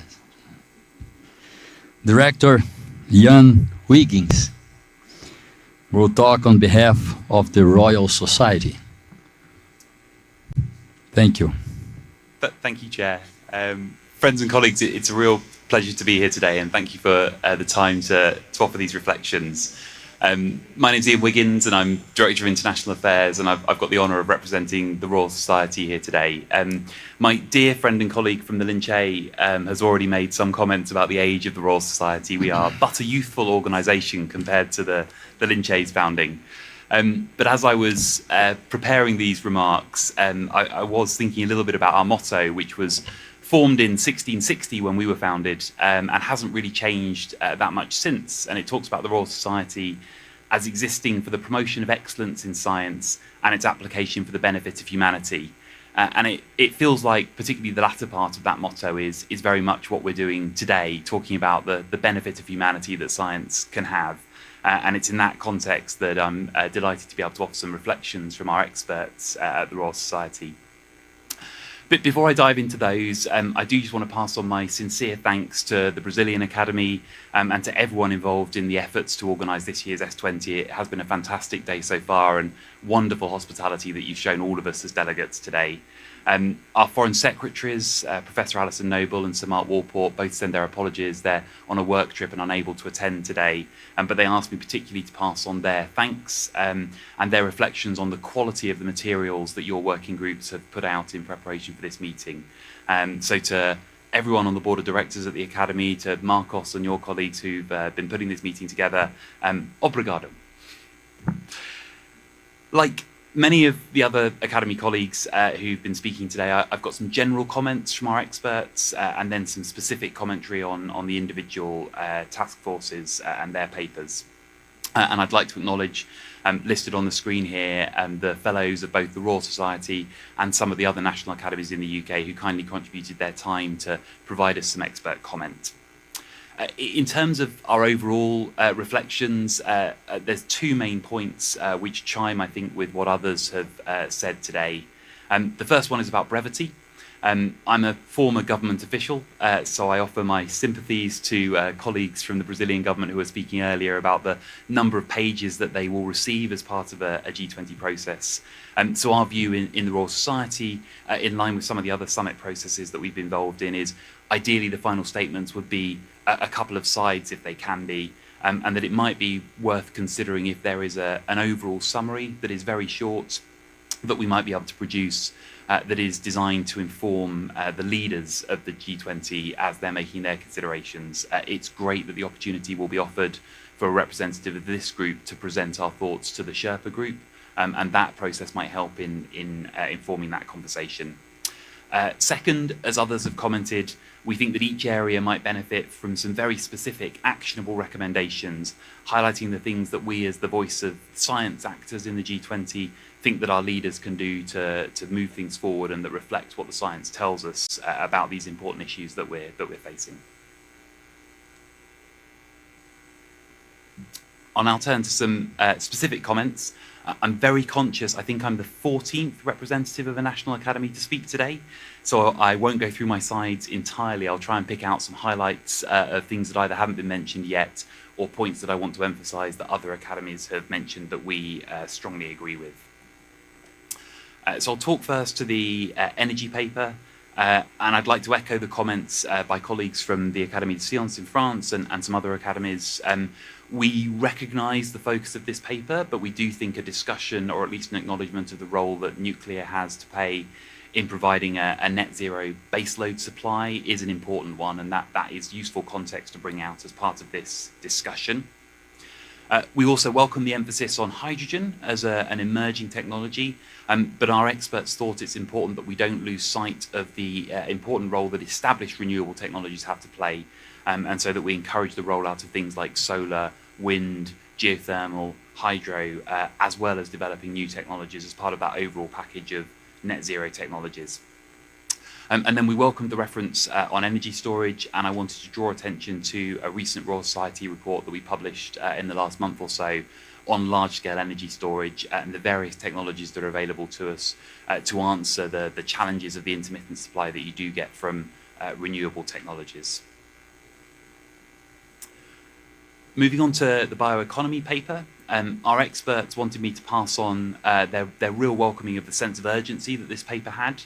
And in addition to that, they would welcome the framing of the challenges of overconsumption set in the wider context of the economic system we operate in. So some of those challenges of overconsumption aren't just about the bioeconomy, they're a wider economic and societal challenge, and they thought that was important context.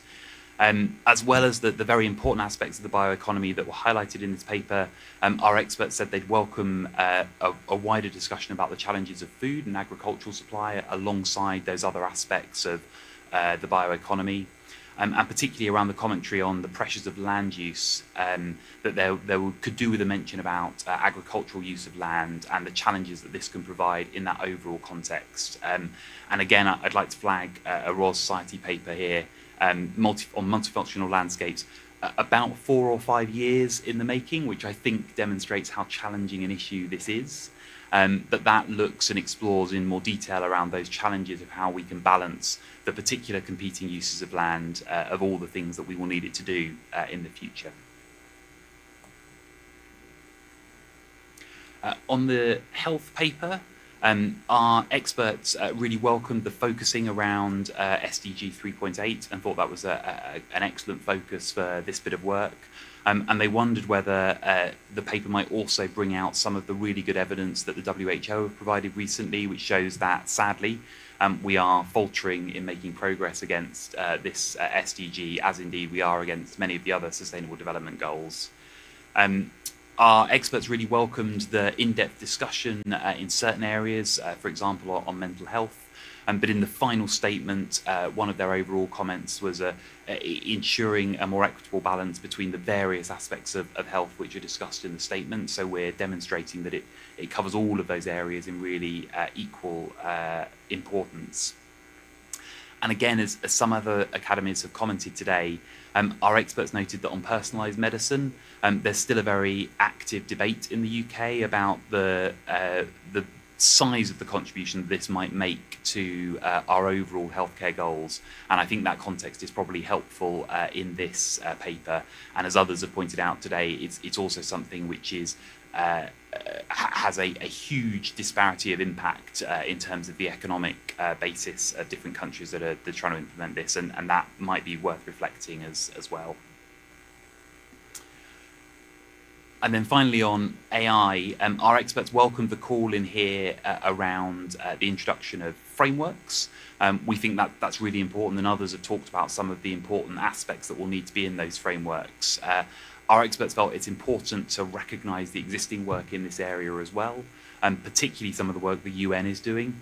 I think this is a space where it's very easy for us to continually reinvent the wheel, and there's already some excellent efforts going on in this space, and it would be helpful for us to recognise those in the final paper. We definitely recognise, and our experts recognise, the profound impact that AI is going to have on all of our economies.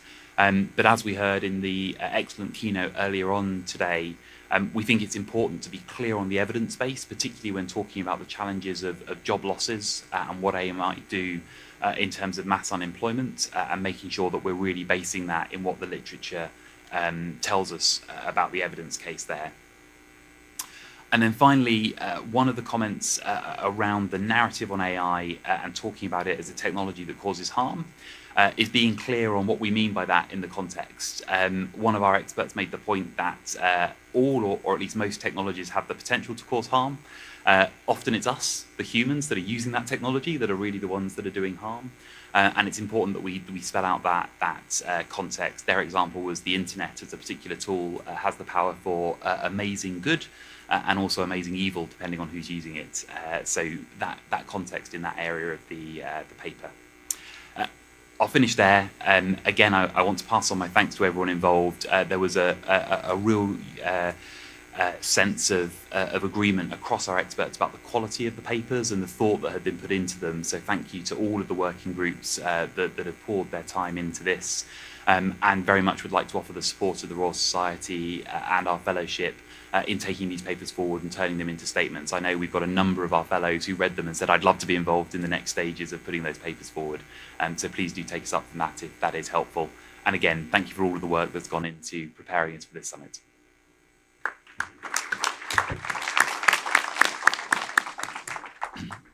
Thank you very much. Now I invite Maria Vargas. Please, Professor Maria Vargas, take the floor and introduce our next speaker.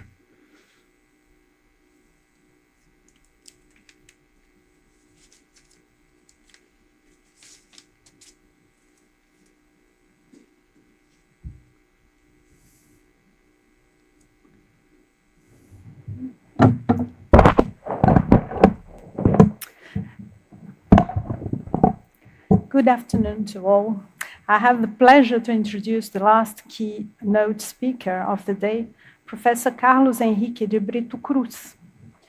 Brito is the Senior Vice President of Research Networks at Elsevier, UK, and Emeritus Professor at the State University of Campinas, Unicamp.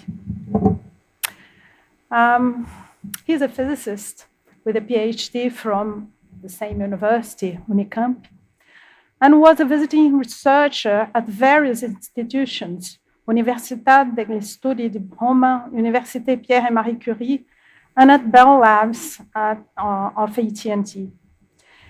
His research was in ultra-fast phenomena using ultra-short laser pulses to study electronic processes in nonlinear optical materials. He was the director of the Physics Institute and the rector of Unicamp. He was also president of the São Paulo Research Foundation, FAPESP, and its scientific director. Brito Cruz is a member of the Brazilian Academy of Science, the World Academy of Sciences, has received the Order of the Scientific Merit from the Brazilian government, l'Ordre des Palmes Académiques de France, and the Order of the British Empire from the United Kingdom. Brito will discuss the opportunities and challenges for research collaboration in the G20. Brito, the floor is yours. Thank you very much, Maria, for the very kind introduction, and thanks to the organizers for having me here.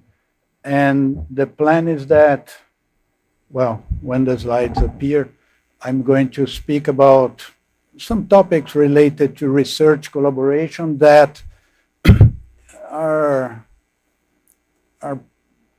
possible for us to find and understand a bit more by looking at those bibliographic large databases, which means we can learn about what research is being published in the world without taking too much of the time of researchers asking them about what they are doing. So you go to one database and you try to learn whatever is in there. And I will show you some of the things that I find interesting, but there are many, many other ones. Should I go with the slides here? Green, of course.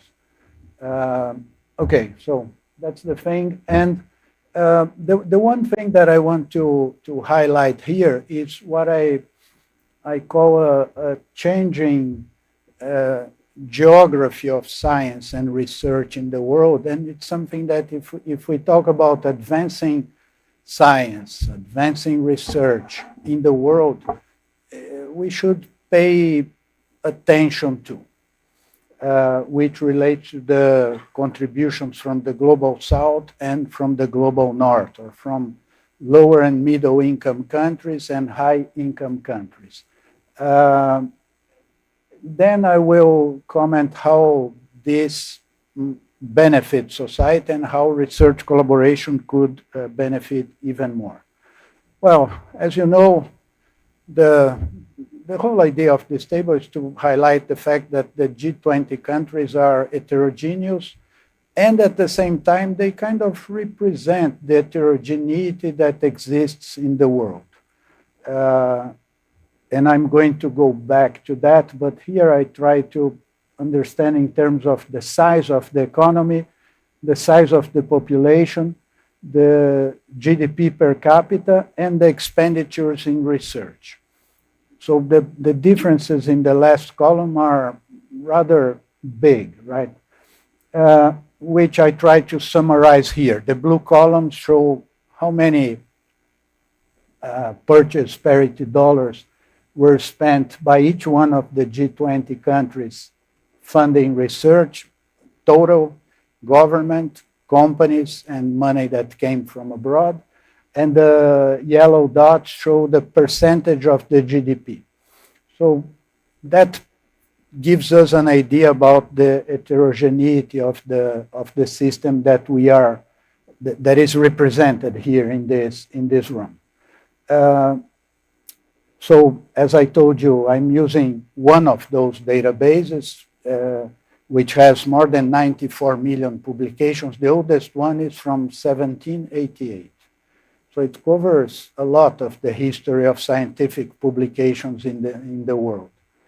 And one of the things that I find is that the blue line in the left figure shows you the number of all the scientific publications with authors anywhere in the world, and the red line shows the ones where the authors are in one of the G20 countries, which tells us that about 80% of the scientific publications in the world come from one of the G20, one or more of the G20 countries.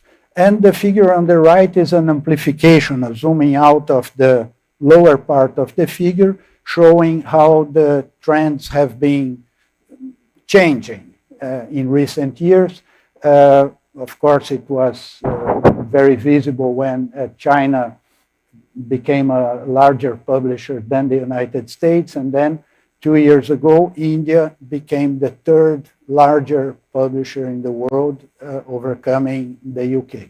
And other countries from the south are coming up in the figure. So that led me to rearrange the table we had before, ordering it according to the GDP per capita, and then dividing in two groups: the high-income countries, high income using the World Bank classification, and lower and middle-income countries. We have 10 countries in the upper group and 9 in the lower group. And then I went to look into characteristics of the scientific publications, or I sometimes believe it's like that, to learn about the research system from looking at the research publications. So the one thing that I find that is probably the message I want for you to take away here is what I show in this figure. Since 3 years ago, the countries, the lower and middle income countries, publish more science than the high income countries. That is true for the G20, and that is true if we do the same curves for the whole world. The G20, as I showed before, represents 80%. So that creates, in my view, requires that we, both in the South and in the North, look at research collaboration with different eyes than we use it to. For example, if you look at this figure at the year 2000, you were in a situation where collaboration was driven mostly by necessity from the South, because there was not enough knowledge there to deal with the challenges, and some goodwill from the North, because it was not really necessary for the North to collaborate. It was useful, but not mandatory.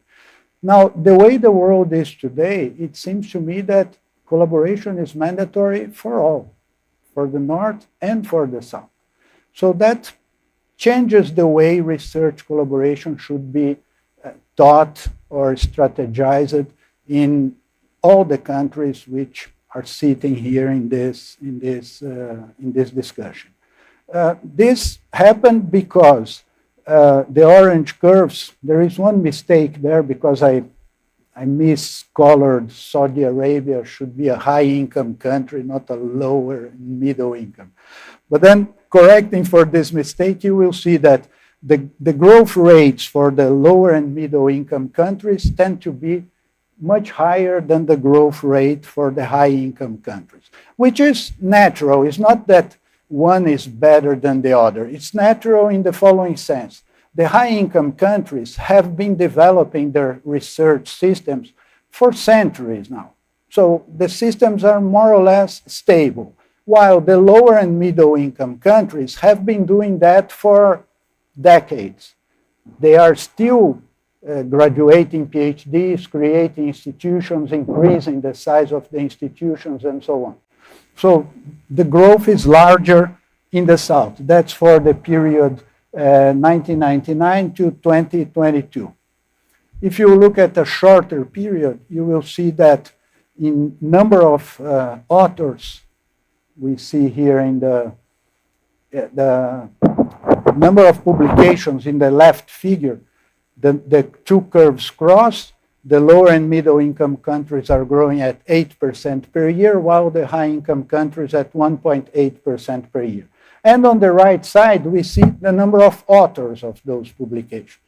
The number of authors in the South has been larger than the number of authors in the North for longer than the number of publications. You will see again a growth rate of more than 10% for the number of authors in the South. So all this leads us to one, well, in some of the discussions I've been about this, people say, okay, but the publications from the lower and middle income countries are not as good or as cited. Sometimes people confound number of citations with quality, but okay, there is this mixture there. But the thing is that I want to show in this figure here, the upper part, is that on the left we have the high income countries, on the right we have the low and middle income countries. You will see that for the low and middle income countries, the number of citations is going up, so that at some point it's going to converge. That's again to justify my point that collaboration is now mandatory if we want research and science to advance in the world. While in the bottom we show the number of citations, in the upper figure I show how many publications, what fraction of the publications are among the 10% most cited in the world. Those are two ways academics like to look at this. So going to international collaboration, that's the picture we see in terms of percentage of publications that have co-authors from a different country for each one of the G20 countries. Again, grouped to the left, the high income, to the right, the low and middle income. So what we see is that there is a trend for an increase. There are some countries in the north which do not show as high collaboration as, for example, Australia, Canada, or France. but that's not really a competition about percentages. I think there is no perfect percentage for this, except for 0 and 100%, right? 0% means nobody wants to talk to you. You must not have good ideas. 100% means you don't know how to do anything by yourself. So you want to do in between those two numbers. But the thing is that for the G20 countries, the United States is the main collaborator for 17 countries. China, Japan is the main collaborator for one country, for Indonesia. China is the second most frequent, second larger collaborator. And the only other low and middle income country that appears as second largest collaborator is Brazil in collaborations related to Argentina. Argentina collaborates with the United States and then collaborates with Brazil. So that gives us an idea of how this picture is getting more mixed as time goes by.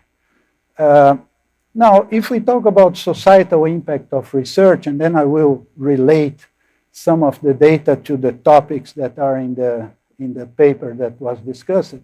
Here, just to illustrate consequences of those changes in some topics. The figure on the left shows the number of publications related to SDG number 2, which is the Sustainable Development Goal that relates to ending hunger. You will see that China has a very steep growth, like 25% more publications every year, and India is coming right behind, 25% per year, more publications every year. Then in the bottom there is Brazil that is growing at around 9 or 10% per year. And then the figure on the right shows another case which is very relevant for us in Brazil. Pedro Wączowski mentioned this morning, which is bioenergy using sugarcane. Bioenergy using sugarcane is very relevant for Brazil because it's what makes Brazil one of the countries, actually the third country in the world with the highest percentage of the total energy being renewable, like 50%. Very few, only 3 countries have more than 50% of the total energy being renewable. And Brazil achieves that because about 18% of all the energy used in Brazil comes from sugarcane, which is planted every year. And then you see that the number of publications about sugarcane in Brazil is growing fast. Then India and China are coming right after. So those are 2 illustrations of this connection. Here I make another example, which is the research about the Amazon. And this is something that I find many times that even my colleagues in Brazil do not seem to pay enough attention to. The thing is that since 2009, most of the scientific publications about the Amazon rainforest have authors in Brazil. So that's the region of the world where most of the ideas about the Amazon rainforest are written about. And then in second, the United States, and in third, I think it's, the UK, and then Germany. China is coming up in the curves there. And these publications, that's one, looking at bibliometrics is kind of going to the library. You open one book and then you go to the next, you go to the other, and then you find it's too late, it's time to go home, right? But on doing that, I asked the computer, what's the oldest paper about the Amazon written by an author in Brazil? And then I found this publication from 1897, which was written by Professor Emil Goeldi. Emil Goeldi, working for the Pará Museum, which now is a museum which has his name, Museum Emílio Goeldi, a researcher that studied fish and animals and plants in the Amazon. But anyway, that's to show that this growth, because the low and middle income countries do not have, in most cases, not in all, so many resources, they tend to focus their research in certain topics, in topics which are immediately relevant for them. So Brazil focus on the Amazon, focus on sugarcane, and some in food and in some other topics. India focuses it in food, artificial intelligence, and some other topics. They cannot be as broadband as the high-income countries are in terms of choosing the themes for research yet. So here, another thing that we can learn is which are the main research funding bodies that fund research about the Amazon. And coherently, the two main ones are Brazilian funding organization, the National Research Council and CAPES. Then there is the National Science Foundation of the United States, which comes with a substantial number of publications.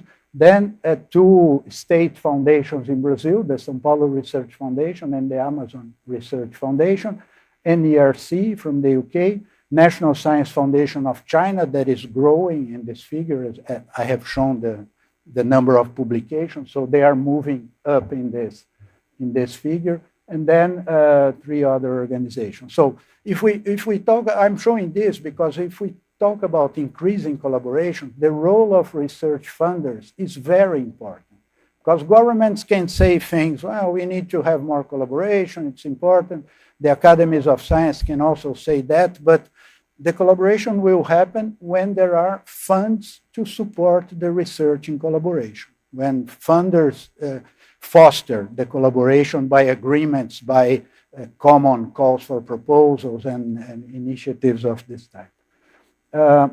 In terms of collaboration about the Amazon, the figure on the left shows the main partners of Brazil in studying the Amazon. Number one, the United States. Number two, the UK. Number three, France. And what is interesting in this figure is that now there are some countries in Latin America which started to have more activity in studying the Amazon and that are partnering with Brazil in doing that, which is seen in the scheme on the right, which shows that Spain went up as a collaborator, Portugal went up, Peru and Colombia went up too, participating in more activities of research related to the Amazon rainforest. I will finish by commenting about the economic impact of research because it's a favorite of governments. In Brazil, they love it. They want to see economic impact of research. They're not happy that people have good ideas and nice ideas. It has to be economic impact. And what I show here is one that I think is, from what I see in Brazil, is one of the main challenges for obtaining more economic impact from research. Most of the time, people feel that the key to that is in the universities. I don't think so. I think it's in the business sector. And this figure is showing that in the top part, what fraction of entities in each country host the authors to their publications. And you will see that the blue columns show corporate entities. And you will see that to the left of the USA in the figure, most countries have a large blue column, meaning that a good number of the entities where research happens in that country are companies. And the orange columns represent academic institutions. And then you see to the right, most of the research is in academic institutions and not in companies. So that already tells us something about this capacity of using knowledge to create, to boost the economy. And the bottom figure shows what fraction of publications in each one of the countries have authors which are affiliated to a company. And again, you see that in the high-income countries, the columns are bigger. In the low and medium-income countries, the columns are much smaller. There are less scientists in the business sector than we see in the high-income countries. So that is something that for the low and middle-income countries to consider. As a conclusion, I wanted to highlight here to you that in 2023, researchers in the G20 countries co-authored 80% of the total scientific publications in the world. Big number, 24 million publications. Low and middle income countries saw enormous growth in their scientific capacity, changing the balance of research capacity in the world. Publications with authors in low and middle income countries grew in the last 10 years at 8.4% per year. In high income countries, they grew at 1.8% per year. Number of authors, even faster, 10% per year against 3% per year. For low and middle income countries, a key challenge is to create the conditions for the business sector to increase their role in doing research, not in using knowledge created by others. United States was a very relevant, the most relevant collaborator for 17 of the other 18 countries in the G20. Indonesia had Japan as its larger collaborator. China was second in 4 cases, and Brazil was second in 1 case. And I mentioned to you examples related to SDG 2, to energy in Brazil, and to the Amazon. Thank you very much.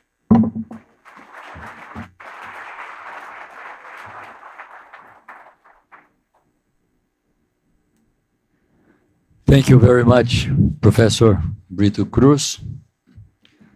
Thank you, Professor Maria Vargas. Now, we are going to hear the considerations from the Academy of United States and European Union. First, I invite National Academy of Science from the United States of America. Thank you. Am I on? I will not take very much time. There is, as people in this position always say, there's only me between you and whatever it is, dessert or something.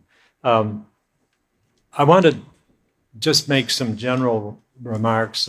One is a deep appreciation for the hosting and the management of all of this wonderful event. I am blown away by the job that Brazil has done, and I really think we owe them a big thank you. I'm saying that in case I never get a microphone again before leaving town, but it's very sincere. Secondly, a general comment: we've really had a change in what these statements do. First in the G8, 7, and the G20, and the change really took place, I think, substantially with the Indian chairmanship and now with Brazil. It's not that we're addressing 2 or 3 kind of important issues.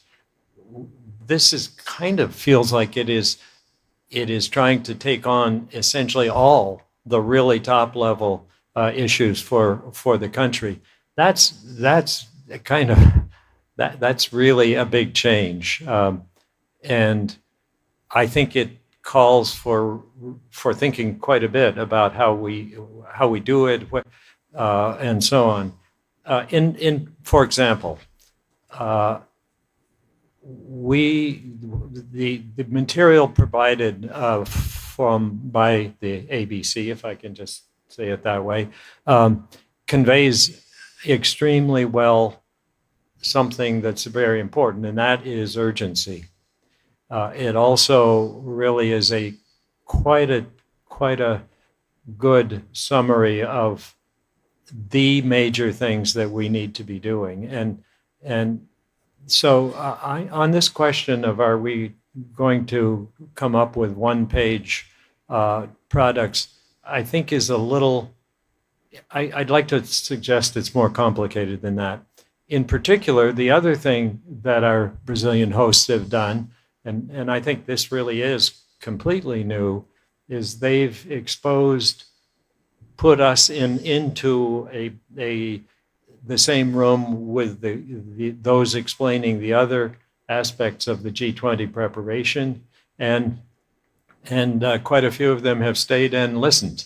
And I think that we have so many important topics that we need to think carefully about which ones of them need a very, very punchy 1 or 2 page, because for some things, I think we're going to have very valuable material that is going to be pretty complicated, that's going to be sophisticated. And I think parts of the preparation for this G20 will be, because we got a head start. In other years, we never were in a room with any breadth of the team putting together the overall summit. So I think we've got a lot to do. I think they've set out something that's both urgent and very broad, many different topics. So that's a sort of a general comment. We have not come up with any real commentary on the scene setting document that was sent around. I think essentially that is a nice thing. That quite a few of our leadership have gone through it and have essentially said this is a really important set of topics, and they're kind of making sense in what they're saying about those. So we haven't done any serious nitpicking or whatever. So let me just then add a few things that maybe are add to the dialogues, the discussion.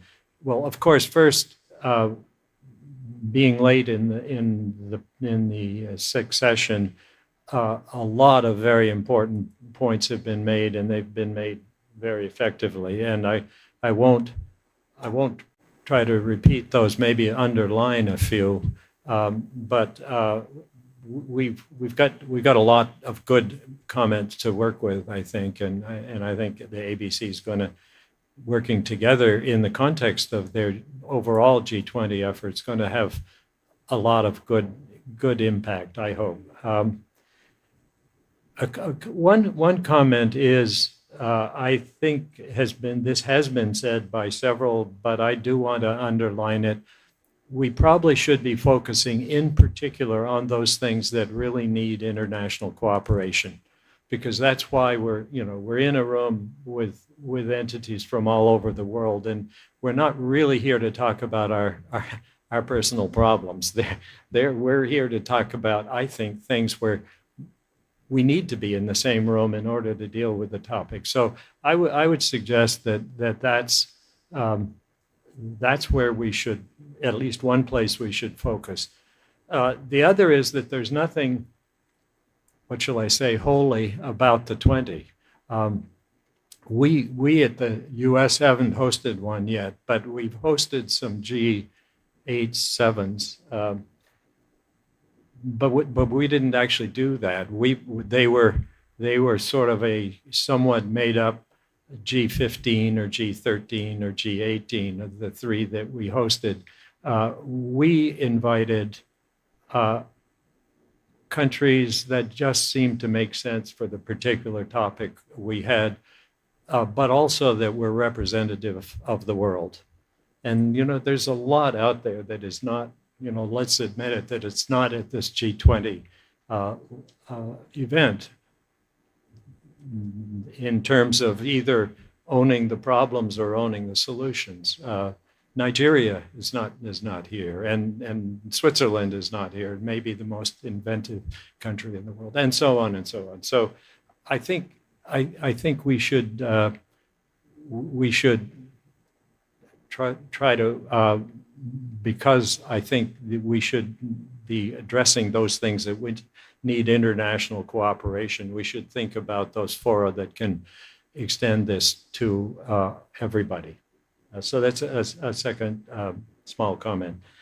I should have said at the beginning, I wanted to pass on the best wishes of Marcia McNutt, the president of the NAS, and John Hildebrand, who I think they're both known to many of you. John in particular, he dearly wanted to be here and couldn't for essentially medical reasons. So greetings to everybody from them. So here are a few things that haven't maybe been said, and I suggest you might think about them. One is that I don't think I've heard the word engineering in the meeting yet, and engineering is the way things are going to change, and in various ways, engineering is or isn't a popular thing as seen by young people. One of America's, the U.S. many problems is that we don't have enough. A modest fraction of young Americans think engineering is what they want to do. So I think it would be good somehow if we can convey. Science is a great word, and somehow applied science. Interestingly enough, when our very young academy was created, it was the first one ever that was created as an advisory entity, as opposed to an honorific and, by the way, maybe useful advisory. And it was supposed to advise on any matter of science or art. Now, art was the 1864 name for skill and engineering and experience and getting things actually done. And so I don't know where to take this comment, but for us, an Academy of Engineering is a very important partner, and I think we need to somehow convey that we're talking about the people who really translate ideas into interaction and interaction with people. I believe that social sciences are extremely important. They are in the midst of a lot of what we've heard today. And I would argue that social sciences are a integral component of engineering, because engineering, after all, is about people. It's about meeting needs and in ways that are appreciated. A few other somewhat random things that now were mentioned, but maybe I'd like to underline. The word resilience. We always kind of think we've seen it all now. We know what's coming in climate change. It is coming. It is urgent, and that's one of our major issues. And there are a lot of things we should be doing, but that's not our only problem. And nor is COVID-19. We know there's another one coming. We just don't know when and where it's going to come from. And that's an enormously good reason for our international cooperation. That the next one may not be as kind as COVID-19 was, strangely enough. And so this question of what are our potential problems is a little broader. Also, the South African presentation mentioned resilience. I thought we were going to get through the day without anybody mentioning the word, but that's really important, and it's important in planning, in social science, in engineering, to actually have a somewhat realistic idea of the range of things that might happen. and the range is pretty broad, not even just the ones we've listed, but there are other things. There are volcanoes, and so on. There are a range of natural hazards that one needs to think about. I also think that the word security hasn't been mentioned very often. And it's going to be extremely important, whether we're talking about IT systems or well, everything is an IT system now, but let's say energy systems, delivering energy. It's we really need a whole class of people who are really thinking through how, the old classic, what could possibly go wrong, and I think somehow we need to weave that into our and resilience is probably a fairly good one word to make that point. Now a few things that are just, I think, aren't really mentioned, or maybe only a little bit. It would be wonderful if the world could stop spending money that actually makes things worse, and that's what we're doing in our country with subsidies for fossil fuel. It's indeed true. We've got a world where fossil fuel is important. There's no question about it. We need to figure out where to go from here and how to feed and keep warm our global population, and fossil fuel is a part of that answer, but we should not be. We are doing things for domestic political reasons that are narrow and don't make sense.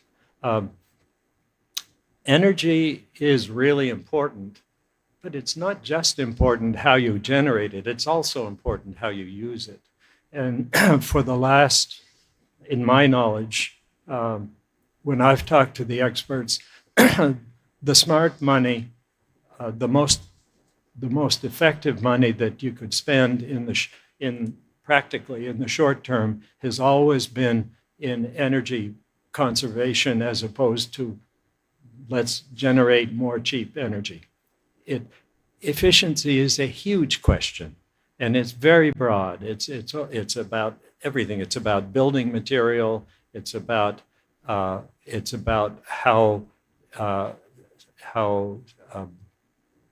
buildings are built, how cities are planned, and so on. So I do think it's out of place really to worry about energy without talking about where some of the really most important investments can be made. Perhaps Africa is a particularly good example because Africa is a relatively young country that's going to be making a lot of, one way or another, habitations for people to live and function and do their work and get their services. And there's also a lot of traditional knowledge about efficiency and in terms of building architecture and so on. So I think that should be part of our energy discussion is how do we think ahead and actually conserve energy in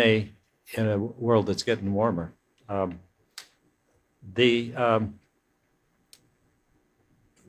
We have touched a bit on behavior change, and I know it's not easy. It's certainly not easy in my country, but it does happen, and smoking is an example if you want to grasp for one. But what we eat and how we use our energy are two really big parts of the choices and that our societies make. And as you all know, there's a very large difference in the efficiency of some ways of getting your nutrition as opposed to others. And beef, let's say, is sort of one end of the spectrum. And it's a very wide spectrum. And so I think part of what we collectively need to be working with our societies on is those choices that can make a pretty significant difference in meeting the needs. I'm going to stop in just a couple minutes. I very much agree that we should look at what we've done in the S7. Particularly AI was a good example. We've just come up with some pretty good language there that had some very valuable inputs, I think, from various countries. So I suggest that we do look at that and make sure that we're looking at the two together.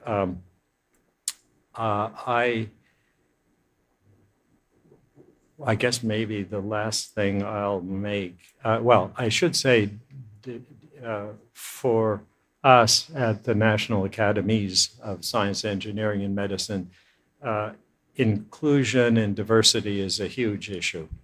And we're taking it very seriously, both within our own organization and as a challenge for our society. And that goes into the questions of opportunity, of how we get away from structural built-in level of success possible for parts of our population. So that's very much something that several of you have referred to. And I guess maybe the last thing I would say is that we all our success is determined by how well we convey what we're doing and what we know to society.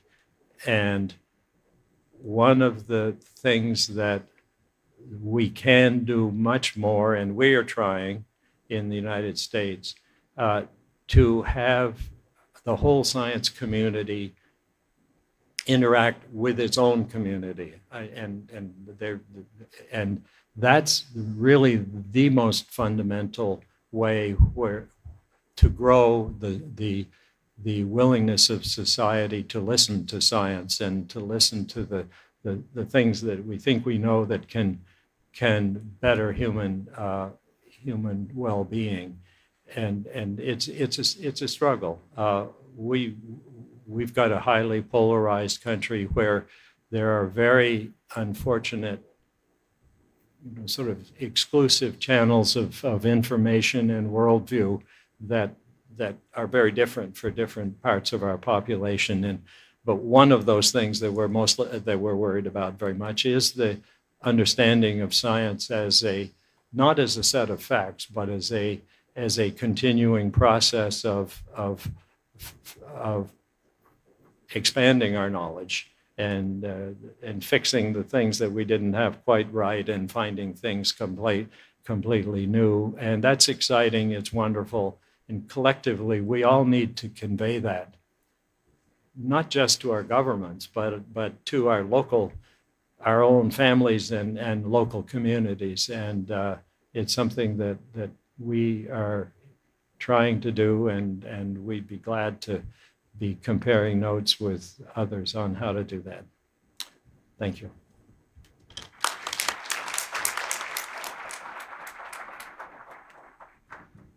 Thank you, Dr. John Boatwright.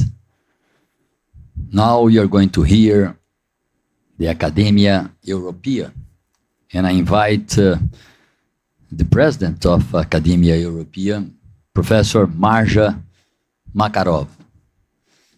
Please, Professor Makarov, we are eager to hear your considerations. Thank you very much. Ladies and gentlemen, we agreed with the chair that I step on the podium because this is the very first time that Academia Europaea, the European Academy, takes part in an S20 meeting. And in this way, I can see you all, and all of you can see me.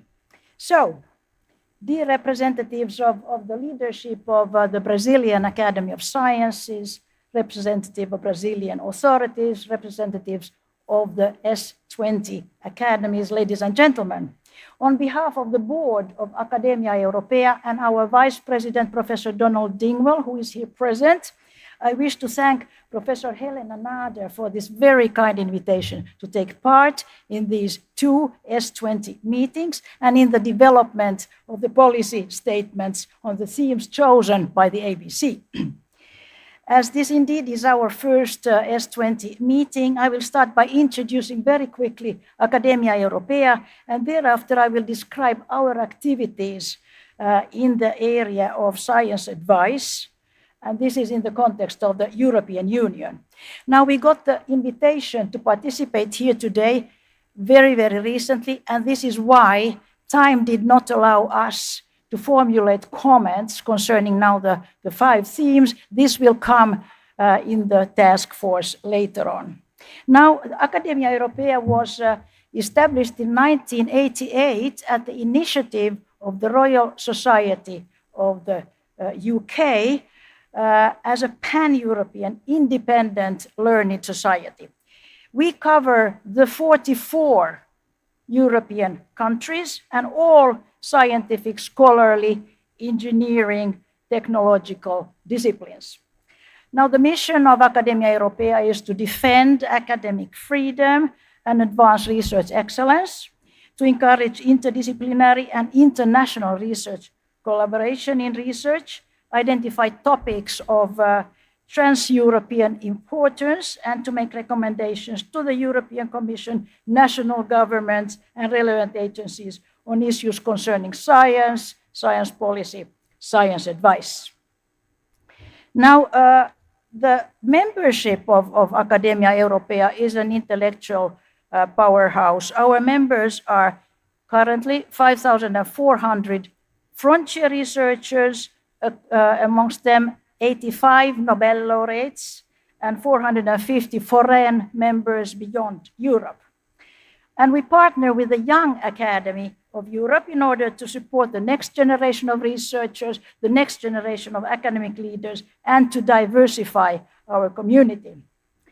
Academia Europaea spans from north to south and from west to east of Europe.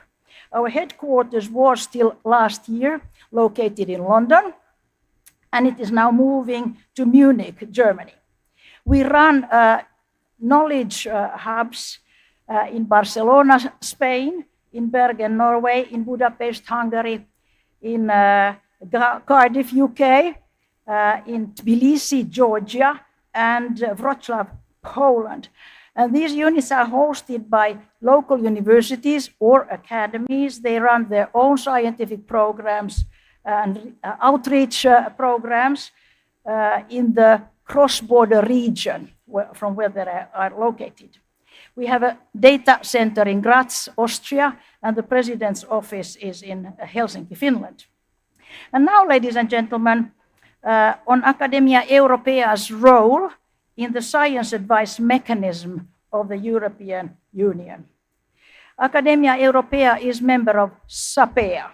SAPEA stands for Science Advice for Policy by European Academies. And in addition of us, the other members in SAPEA are 3 European associations of national academies, plus the Young Academy of Europe's science advice structure. SAPEA provides independent scientific advice in the form of evidence review reports to inform policy recommendations made by the group of chief scientific advisors to the European Commission. And most of the evidence reports, the themes, are identified and requested by the European Commission. Now, the evidence reports with policy options are authored by experts, individual academic experts in science, engineering, human sciences, and social sciences, who are drawn from the members of Academia Europaea and of 110 national academies across Europe.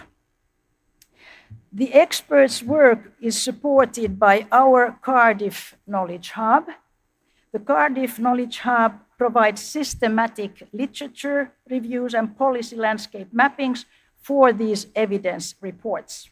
And the evidence reports undergo a very rigorous quality assurance before they are submitted to the chief scientific advisors and the European Commission. Now, what comes, wait a second. Yes, I have here a list of those 18 evidence reports that have been issued and published since 2016. And you will see that the thematics overlaps, harmonizes with the ambitions of the background documents, 5 themes that the Brazilian Academy of Science has provided for us. Now, these evidence reports are available on the website of the Science Advice Mechanism of the European Union, and they cover agriculture, climate and energy, crisis management, food, health, oceans, security, technology, all in the context of sustainability. There are 3 upcoming reports which will be published this year on artificial intelligence, on governance of health, and on solar radiation modification in the context of climate change. Now, the evidence review reports have had a demonstrable impact on policy development and legislation in Europe. The outputs of the Science Advice Mechanism, these reports, have been used and referred to in over 100 official legislative and regulatory documents of the European Union, such as directives, regulations, resolutions, and Council recommendations. Also in official publications and national governments and parliamentary bodies of the member states of the European Union. Also in reports of European agencies, such as the European Food Safety Authority and the European Environment Agency, and also in publications of international bodies such as the WHO, OECD, and the UN Environment Programme. So I have collected on a slide a summary of Academia Europea's strengths in science advice. So the first point is our membership, which consists of the best frontier researchers, and this body, which is now 5,400, is replenished annually by hundreds of new members. Secondly, currently we run task forces. The themes are very familiar to you, on topics which are all relevant for the current 5 topics of the S20 task forces. So there is, of course, artificial intelligence. One task force works on environmental sustainability. We have one on data science and precision medicine, and one on higher education. Academia Europea is also being proposed recently as a founding member of the Earth Humanity Coalition, and this is based on the UN International Decade of Sciences for Sustainable Development. And as I told you, our Cardiff hub is specialized in literature searches and science advice management. And finally, we have this experience of delivery of science advice to the European Commission through SAPEA, as I just explained to you. So, all in all, ladies and gentlemen, Academia Europea's core strength is diversity. Diversity of membership, diversity of place, diversity of culture. And this means membership's diversity across geographical coverage, ethnicity, gender, and career age. Also, membership's diversity in deep expertise in both technological as well as social sciences and human sciences. So, we offer this competence, this experience as an asset for the development of the S20 science advice to the G20 countries. Thank you for your attention.